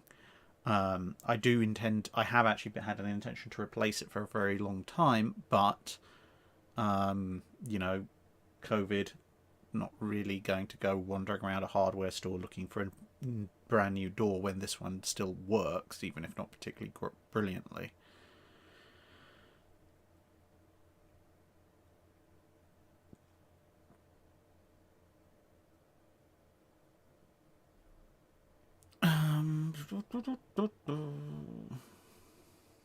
Bradley. Rome doesn't fall, and China actually looks outwards and builds a navy. Over time, how would their navies have looked, and how crazy would their battle lines have looked, say, in a World War I era battle? There'd be some very long existing polities. The thing is, as I pointed out before, the Chinese, if they'd kept with the Zheng He style treasure fleet element, the Chinese wouldn't really have to upgrade their ship designs all that much until you get pretty much into the classic Age of Sail, kind of 1750 onward. The Roman Empire, it's going to depend massively on how much of the Roman Empire survives. Because if they stay mostly focused around the Mediterranean, then you're going to see, well, you've got a pretty good idea what they're going to look like in terms of the Byzantine ships and the Venetian ships. So lots of galleys, eventually evolving into the galleass, perhaps. Not a tremendous amount of ocean-going stuff, unless they've kept all of, well, I guess it's still called Gaul and Britannia at that point, where you might see some development, which means that as and when the expansion might encounter each other, the Chinese are probably going to have a significant size and technological advantage for a good long period of time. If they are kind of clashing in the Indian Ocean, that will eventually force the Romans to build bigger and more ocean-going ships, but I say they will be on a bit of a back foot. What the battle lines would look like by the First World War, I have no idea, because the technological developments, you'd be entering unknown territory by the time you get to what we would call, technologically wise at least, the Napoleonic era style Age of Sail ships. How things would go beyond there, it's almost impossible to tell. Just FYI, I am coming to the end of my iron brew, and you can probably tell my voice is beginning to get a little bit querulous, so... And it's almost 10 o'clock. We've been going, how long have we been? Almost 3 hours. Orion, what are your thoughts on Sir Thomas Cochrane? Is he taught to any extent like Sir Horatio Nelson? I think he's up there with some of the best in the Age of Sail. Cochrane is an underappreciated admiral in some quarters. The Chileans appreciate, well, at least one of the admirals, Cochrane, fairly significantly. They keep naming ships after him apart from anything else. Yeah, compared to Nelson, I mean, every British admiral is underappreciated compared to Nelson, because he's Nelson. But I would say amongst naval historians or those interested in naval history, he is fairly well known. But yeah, he doesn't have... If you went up to someone in the high street and said, who's Admiral Nelson, most people would know. If you went up to someone in the high street and said, who's Admiral Cochrane, most people were like, I don't know. Yeah, he is a very capable naval officer, and this is the thing. One of the things with not all, but a lot of the most capable Royal Navy officers of the time period, they are fantastic commanders of ships and leaders of men, and generally someone you really wish they'd invented a cryostasis tube to keep them in storage whenever they set foot on land. I mean, pretty much all of the negatives associated with Nelson around his personal life, his social life, etc., stuff that he did while he was on land, Cochrane in a lot of ways is very similar. He builds up massive fame and reputation at sea, and then when he's on land, everything kind of goes a little bit skew with. But yeah, he's definitely one of the best of them. Zachary Zier. I have answered earlier this question about Admiral Yi Sun Shin and whether there's a video about him in the queue. The answer is yes, as soon as I can get an expert, either an expert to work with me on them, on the video, or someone who can recommend me a good series of well-reviewed books on him. Because as I say, I don't have the necessary in-depth expertise to be able to, or research at the moment, to talk about him definitively, but I do want to. So ideally I'd like an expert to be able to talk to about it, but if I can't find one in the next few months, I will just have to go and start book hunting. Oh, my phone has decided it's no longer on silent. I will change this.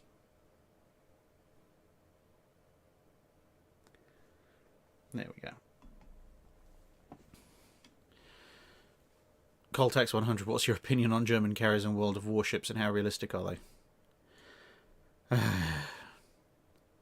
Graf Zeppelin is a funny meme ship, especially for one-on-one brawls. I could really do without the rest, to be perfectly honest. There are so many other historic ships, like German battle cruisers, or British battle cruisers, or Japanese light cruisers, or any number of other ships that I would really rather see in there before before a bunch of random German carriers.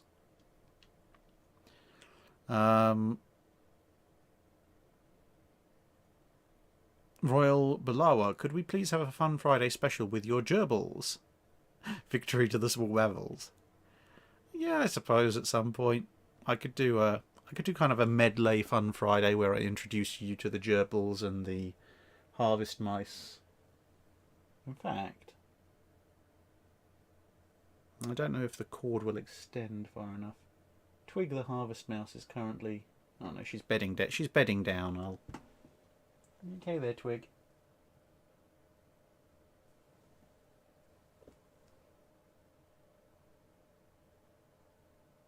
Yeah, little Twig the harvest mouse. She's literally just off camera over here, but she's bedding down for sleep, so she's just curled up into a really cute little ball. I don't really want to disturb her by moving the camera across.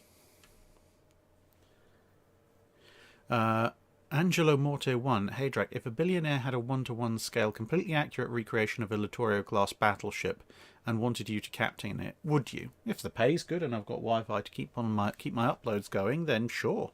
That would be awesome. Yeah, I'll quite happily live on it as well.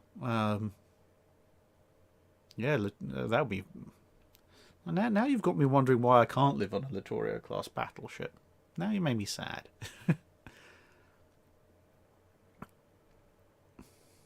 Michael Thurston, Cardassia did nothing wrong. Oh, Cardassia did plenty of stuff wrong. In fact, the only person I can think of who did more wrong than Cardassia is Magnus the Red.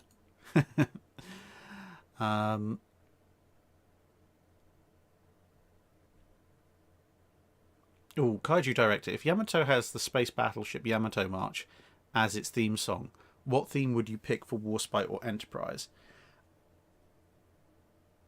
I don't know what the title of the song is, because the last thing was only around in, I think it was like the England theme song or something for World Cup 98. But given how much of a plastering Enterprise kept taking and coming back from, hang on, let me just Google the lyric quickly.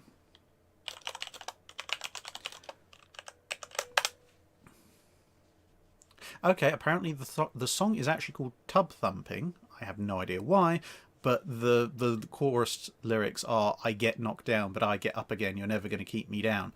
That has to be Enterprise's theme tune. Yeah. As for Warspite, Warspite's theme tune. What's the boss music you hear when you're fighting Warspite?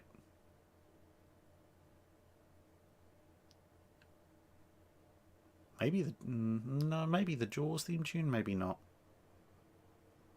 Probably the Terminator theme tune. Because they're both incredibly tough ships. But yeah, I'd go for Warspite, the Terminator 2 Judgment Day theme tune, and for Enterprise, the other one.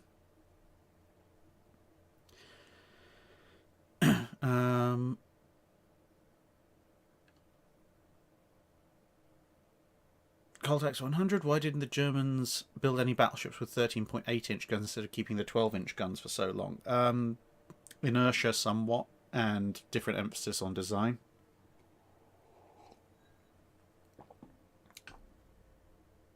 And they were also under the, as it turned out, mistaken assumption that the 12-inch guns would do enough damage. Whereas after the Battle of Jutland, the first thing Scheer came back with was, no, we are building ships with even bigger guns. And we are building them now.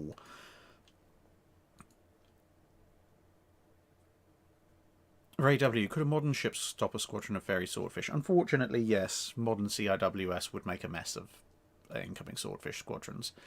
Budguy8829, which would you get rid of in the two naval treaties? The battleship building holiday or the tonnage limit?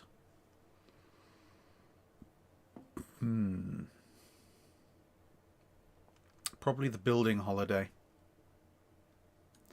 Because economic concerns are going to make people mostly stick with it for the 20s, and then the Great Depression will come in, and then people will start rebuilding and replacing probably in the early 30s, which is probably about the optimal place for it, I would say.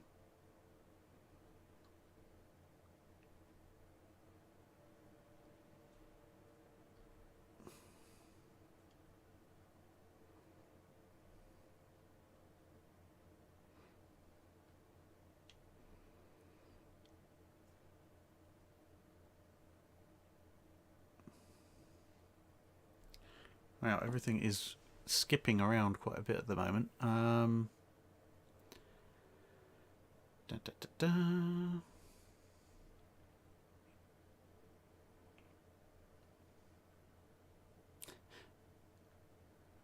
Darius Rutolsky. The US Navy finally commissioned a USS Montana. What is it? I think it's a submarine.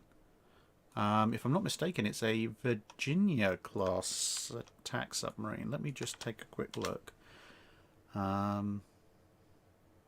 Yes, it is. Hey, I was right. It's a Virginia-class submarine. So, yes, the curse of the Montana has, at least for the moment, been lifted. Mahima-san,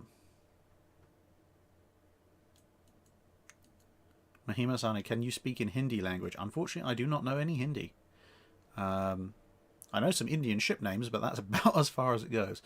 And to be honest, I know Vikramaditya mostly because it's one of the central character ships in one of the Ark Royal series of sci-fi books. Johan FL, you've spoken about different personalities being ideal for captains of different classes, i.e. aggressive captains in destroyers. What class of ship do you think you think would fit you best as a captain? That is a very good question.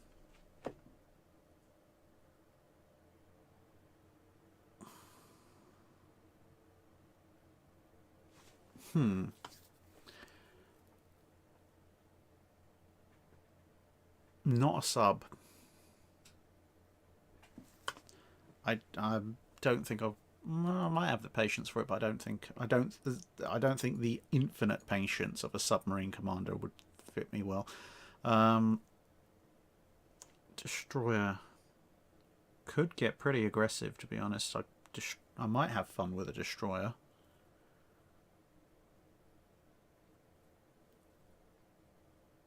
If we're talking about World War II, though, I think probably a battle cruiser, a renowned class battle cruiser, would probably be the best fit for me as a captain. the level of caution you have to exercise being a battleship captain most of the time, I don't think would quite suit me. A destroyer would suit. I can certainly be aggressive enough in my command style, but just watch me play any game of World of Warships. But I think I'd resent not having a lot more firepower. So yeah, it would probably either be a heavy cruiser or a battle cruiser.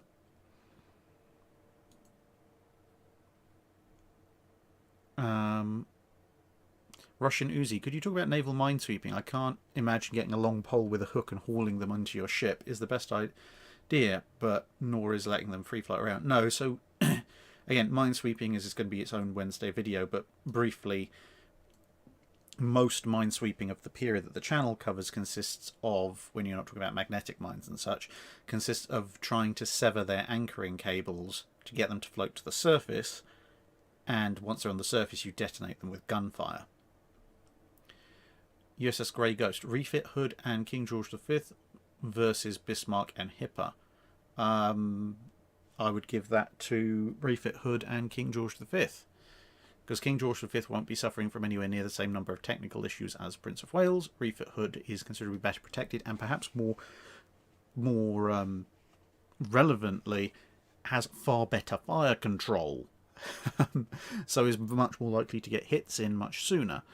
And Bismarck and Hipper, well, Hipper's a heavy cruiser, so Hipper versus either King George V or refit Hood isn't long for this world, at which point it's 2v1.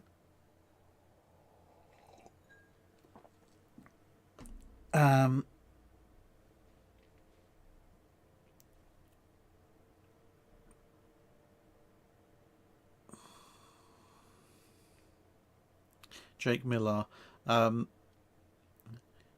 USS Johnson versus ORP Piron, who would win? The audience. And the bookies.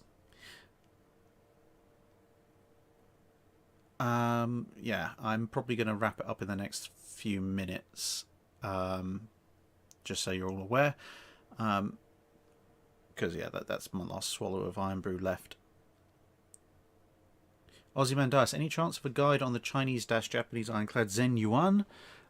Yes, I have a number of really nice pictures of her, actually, in one of the naval albums that I've got hold of. So yeah, at some point that will be a thing.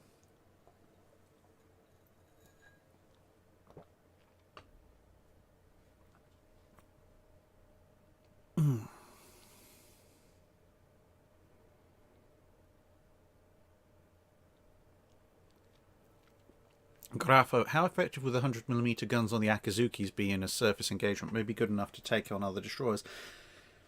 Yeah, probably by sheer weight of fire. I mean, they're a little bit small, but destroyers aren't known for being the most durable of ships. And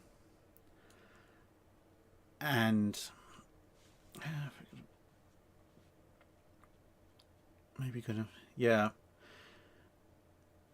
This is one of the things when it comes to the discussion of secondary batteries, is that yes, an individual, I mean, those Akazukis are destroyers, obviously, but it is relevant to secondary batteries and dual-purpose batteries as well. Yes, a single 6-inch hit or something like that is more likely to stop a destroyer cold, but it might still not. And until you get auto-loading 6 inches, they've got a much slower rate of fire, and you can't get as many of them, so a 100 or 102, 105mm dual-purpose weapon, just the sheer number and the sheer rate of fire you can put out, yeah, you can still stop most destroyers with that. Because let's face it, there's not really a lot of armour there.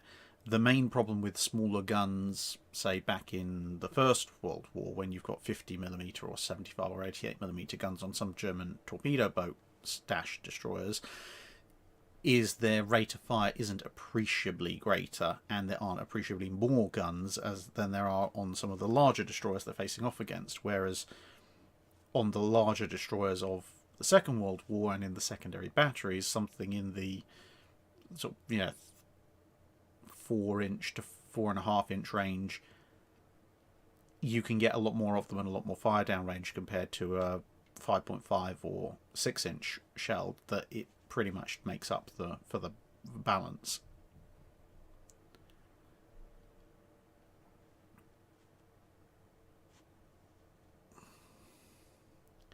Eamon, what were the causes of the King George V's problems with their turrets that impaired their rate of fire? Depends on the ship. Prince of Wales, it just physically wasn't finished yet. King George V had some issues, but once you got most of the issues resolved, so you say look at Duke of York's engagement with Scharnhorst, most of the problems with Duke of York's battery, where there are guns that miss shots or miss salvos, are what's called errors in drill. It's the human factor, and yeah, that could be just the complexity of having so many men in a quad turret, all trying to load, aim and fire. But once the problems are resolved as a mechanical situation, as opposed to what happened to Prince of Wales at Denmark Strait, there's not a tremendous amount wrong with the King George V's by the late war. But that is something I do need to go into a lot more detail when I do a Wednesday special on the King George V's, which will be coming at some point. Budget model building. Will there be a guide on the Sverdlov class of cruisers one day? Probably just about. They're right on the edge of where the channel will cover. I'm now out of Iron Brew, so this is basically down to how long my voice lasts. John, what do you consider the worst naval ship built in the age after sail? Well, that means I can't include Captain because it still had sails.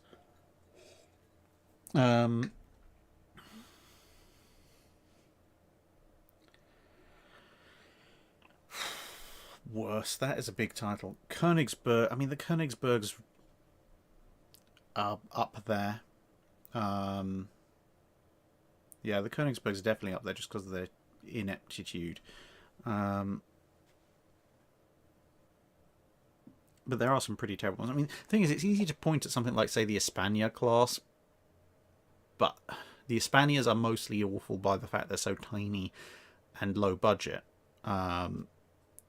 which is not necessarily a massive implication on the design itself. It's a design to fit a budget that really isn't designed for a dreadnought scale of build. The Corbett's as well, you know, secondary battery outranges your main battery, really. But as ships go, at least they don't roll over in sync, which is better than the Königsbergs, to be honest. There's a lot of different categories where you could say worst naval ship.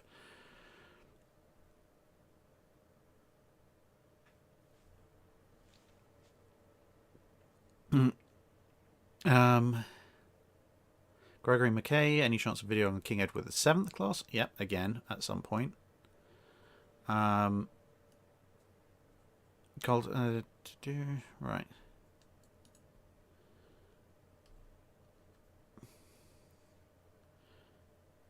Oh, and a little Twig.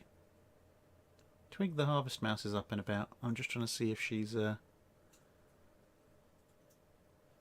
you're next to a blurry bit of the glass, you little thing. What are you doing?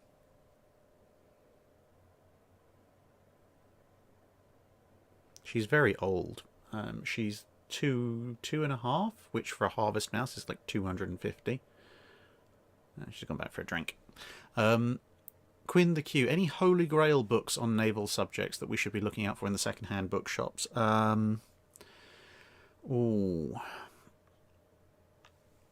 Yeah, in terms of rare books, if you can get their hands on them cheaply in a second-hand bookshop, as opposed to just really good books, because you can get those in lots of places at decent prices. There's a few really good ones that command a very steep price, not in like resellers and such. If you ever find yourself looking at any of, I forget how to pronounce his second name, but there's a Miroslav. His second name begins with an S, but he's done a bunch of books on Japanese carriers, like one he's done on Kaga, for example. If you ever find a copy of that, it's in ridiculously high demand. He's done a bunch on Japanese ships. What else? I can think of one that currently is very good and currently sells for ridiculous amounts, but I wouldn't say look for it in second-hand bookshops just yet, because there's separate news on that at some point. Hang on. Oh no, she's gone deeper in. Twig just keeps popping up. I kind of want you to see her, but she's as I say, she's getting on a bit, but she keeps diving into the depths of the tank. Yeah, it's a little bit of an odd one. Yeah, I'll have to think a bit more on these kind of Holy Grail type books. Thomas Hobarth, what difference would it have made if the Germans had won the Battle of Jutland? It depends how. If it's a tactical victory but a strategic defeat, probably doesn't make much of a difference. If it's a full-on strategic victory, as in considerably diminishes the Royal Navy's overall strength, then it's a much more different matter. Basically, the point at which Jutland would of German victory at Jutland turns from a temporary annoyance to an actual threat to the outcome of the war is it enough of a victory for the Germans to break the British blockade, to subsequently break the British trade blockade? If it's big enough to allow them to do that, it's hugely significant. If it doesn't allow them to do that and the British still have the ability to contain the Germans in some way, shape or form that's relatively effective, then it's not all that significant. That's kind of the key one there.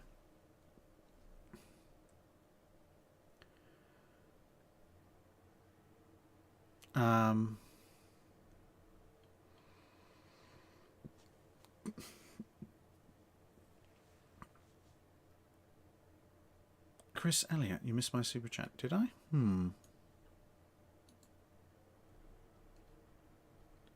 Chris Elliott.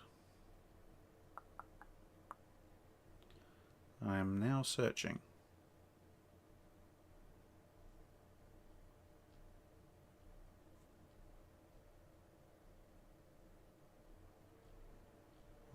Well, if I've missed it, I think my my moderator who's been looking for it has missed it as well. DM it to me. So drop me a line on Discord or by email, and I'll see if I can pick it up. Because as I say, I'm pretty much rapidly running out of voice at this point.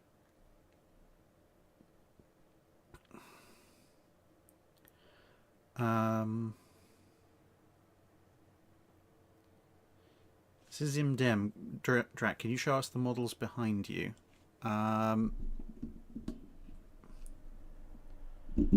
Yes, in theory. Hang on, let me relocate that.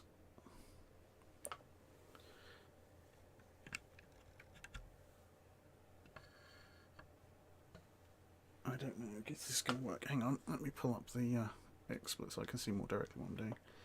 Right, so there's the lower model shelf. So you have the Corellian Corvette, my recently completed Trebuchet, Gold USS Enterprise Original and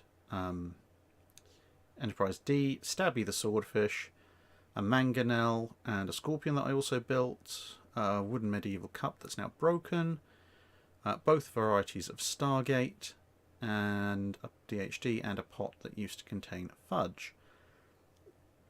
And then up the stair you've got various dinosaurs, and then further up you've got pets. My very first Lego model hiding there. I'm sorry, this is the extent of the camera will go. And some Star Trek models. And then at the top there you've got more dinosaurs, because I like dinosaurs and I can have dinosaurs, so I will. And there's a crossbow and an adipose.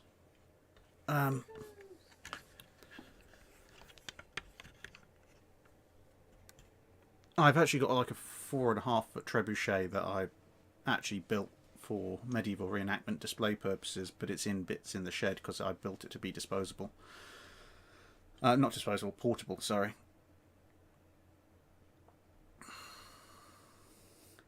Jake Miller, can we have a 5-minute guide to Twig? Oh, I think I've got more than enough footage for that. Where's she wandered off to? Crazy little mouse.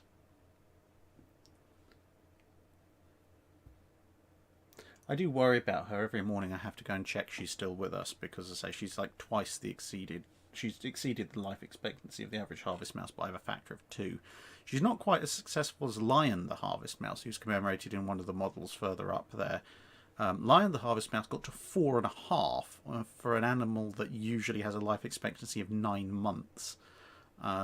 Although we do think that he probably invented some kind of some kind of time travel because he ran on top of wheel instead of in wheel.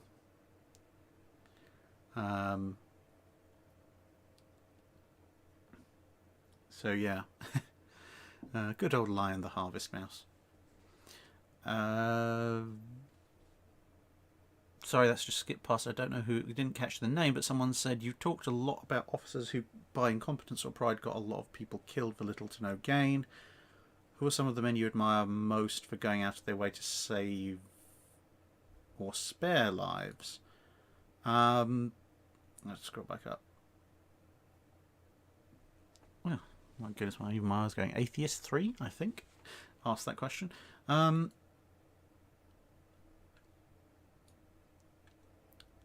I'd have to say one of the people who actually scores high marks in that regard is the captain of the Hipper in the engagement with Glowworm. It's one of the fastest switchovers I've seen from actively trying to kill a ship to saving lives almost immediately. So yeah, and I mean the North Sea is not a pleasant environment. Chris Elliott. There you go. Thank you, Chris Elliott. The Hood Association recently discovered its lower hull was painted grey and not red. How could that get lost over time? Could other Royal Navy ships be the same? It's one of those. It's one of those things where it can get quite annoying. One of the sorry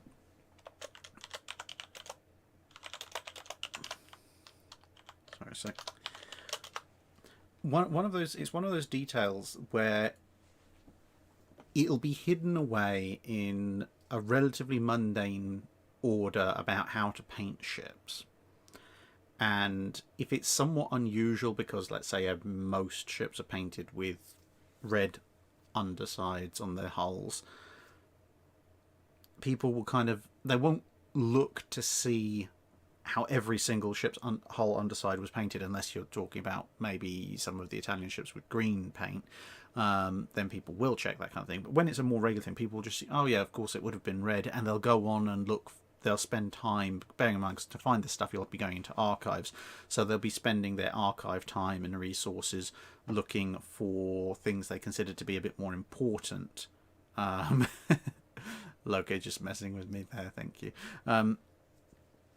They'll be looking for things they think are more important, like firepower, speed, machinery status, refit status, that kind of stuff. And so it just gradually becomes an assumption that gets left behind, and it's only when somebody actually goes really deep into a specific ship and they're looking for every last scrap of detail, perhaps in the case of her, because so much else has been written about her, there isn't so much left to discover from the archives. So now you're looking at all the smaller details, and that's when you discover these kinds of things. But yeah, it is one of those easy details that can slip through the net quite easily.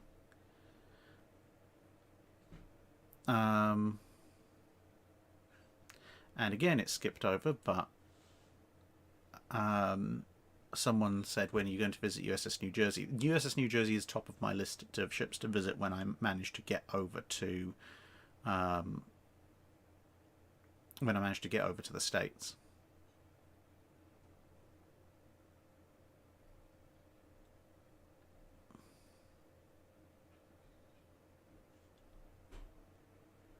Yeah, Bridley says top of the wheel, secret immortality. At some point, I might dig up the footage I took of little Lion Mouse running on top of his wheel. We bought him a little green plastic wheel about this size for him to run on, because he seemed to like that idea. But it was mounted next to a little wooden castle that was also his. He liked to sit around in that, and instead of getting in the wheel and running on it, he'd climb up to the top of the castle, hop across onto the top of the wheel, and then using his little tail, because Harvest might have a long tail, he'd put the tip of his tail on the battlement of the castle to balance himself, and then he'd just run along on the top of the wheel quite happily for a very, very long time. And I think it was only when he got so old that his poor little joints couldn't let him keep his balance, that was when he really started to go. He was a very cute little mouse. I like harvest mice.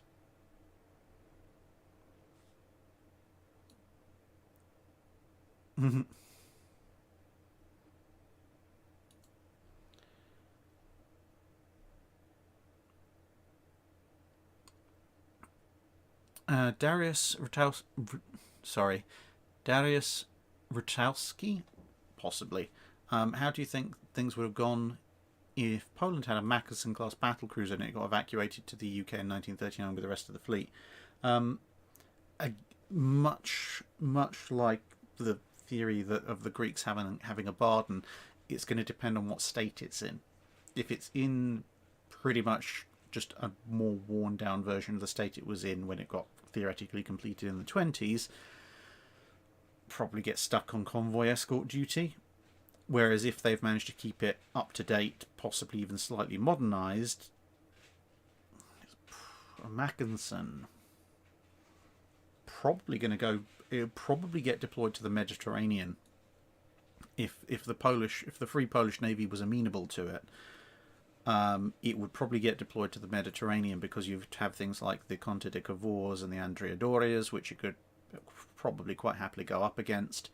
Lots of other small fast ships like cruisers, which it would be quite good against. Whereas if it's in the Atlantic-North Sea, whilst a modernised Mackensen might be able to go toe-to-toe with a Scharnhorst, it couldn't go toe-to-toe with Bismarck. And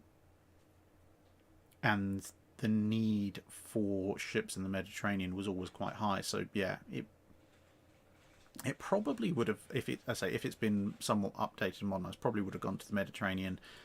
Otherwise, might just be a convoy escort in the North Atlantic.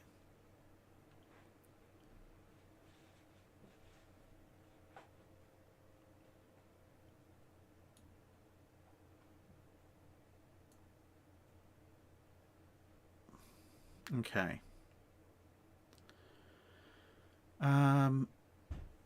Okay, two last questions.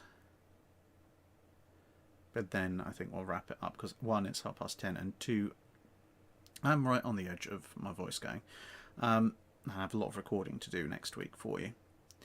Michalo Djordjevic asks, in terms of sea control, do you think the Yugoslavian Navy could put up a fight against the Italian Navy in the Adriatic?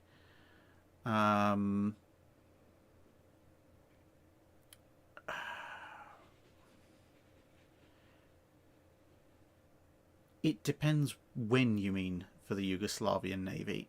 The Yugoslavian Navy is nowhere near the size of the Italian Navy for, say, the interwar period. So in that respect, no. The Yugoslavian Navy, once you hit post World War II and you're starting to look at entering the Cold War, although that starts to then move beyond my area of expertise, I do know the Italian Navy was obviously, for obvious reasons, quite significantly reduced after World War II. The Yugoslavian Navy did increase, so thank you very much, PD. The Yugoslavian Navy increased, so I don't know for certain, but I'd say offhand, possibly the 50s and the 60s, certainly they could have contested with, the Adriatic with the Italian Navy, but in the interwar period, I don't think so, just because of sheer numbers apart from anything else.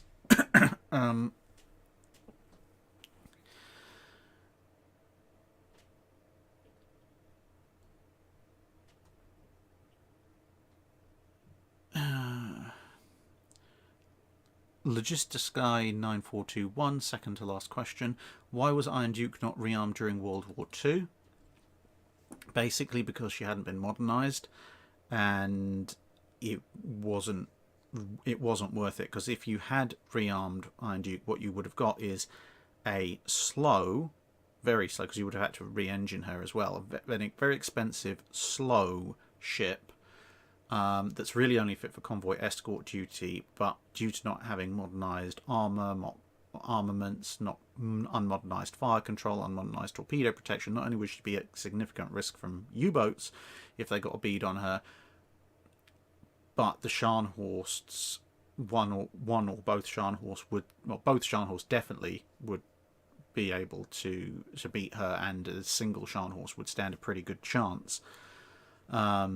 Apart from anything in her unmodernised state, the Scharnhorst could just sit outside the range of her guns.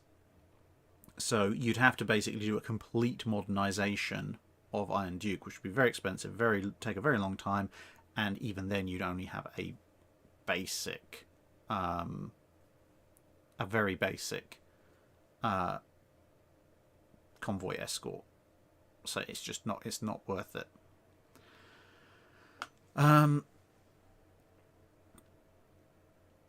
Okay. Andreas Forrester is doing his Masters at the Royal Military College of Canada. So if you need help with research, I'd be honoured to help you out. Yes, thank you very much. And drop me an email and we can discuss what might be useful for, what might be of mutual interest to help with research. So thank you very much on that. And okay, let me pick one last question.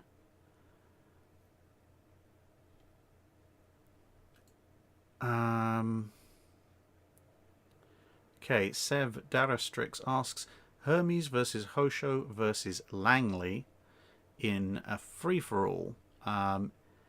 It will depend on the time period, because of course by World War II Langley was a seaplane carrier and therefore would lose, because the other two are still acting as actual carriers. I mean, by World War II, Hermes excuse me, now I really am losing my voice.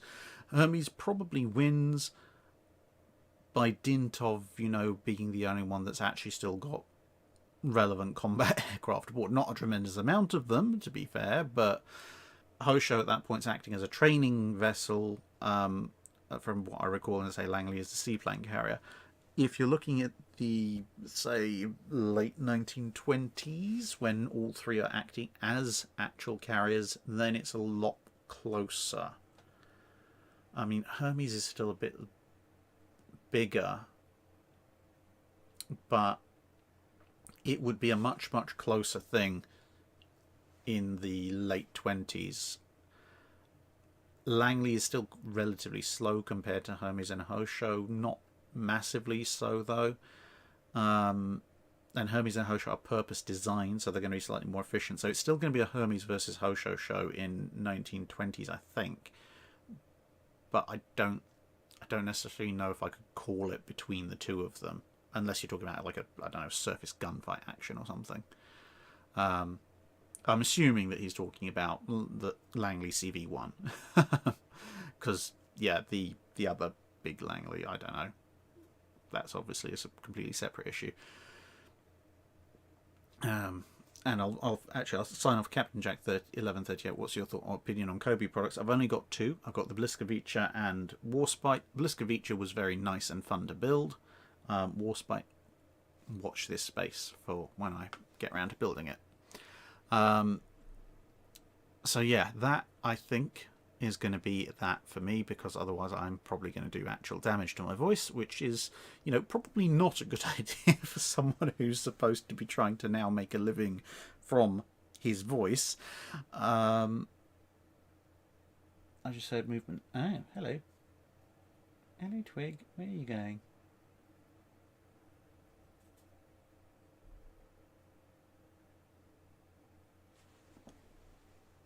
Are you going to do some eating? I think you are. I'll have to try and get some better footage of Twig for you. I don't think sticking this camera over there is going to do all that much good, especially in the current light conditions. But we'll see. Thank you very much, Marcel de Groot. Thank you, everyone, for listening. This live stream obviously isn't really that interesting if it's just me talking to thin air. So thank you very much for everyone who's listened, everyone who's asked questions.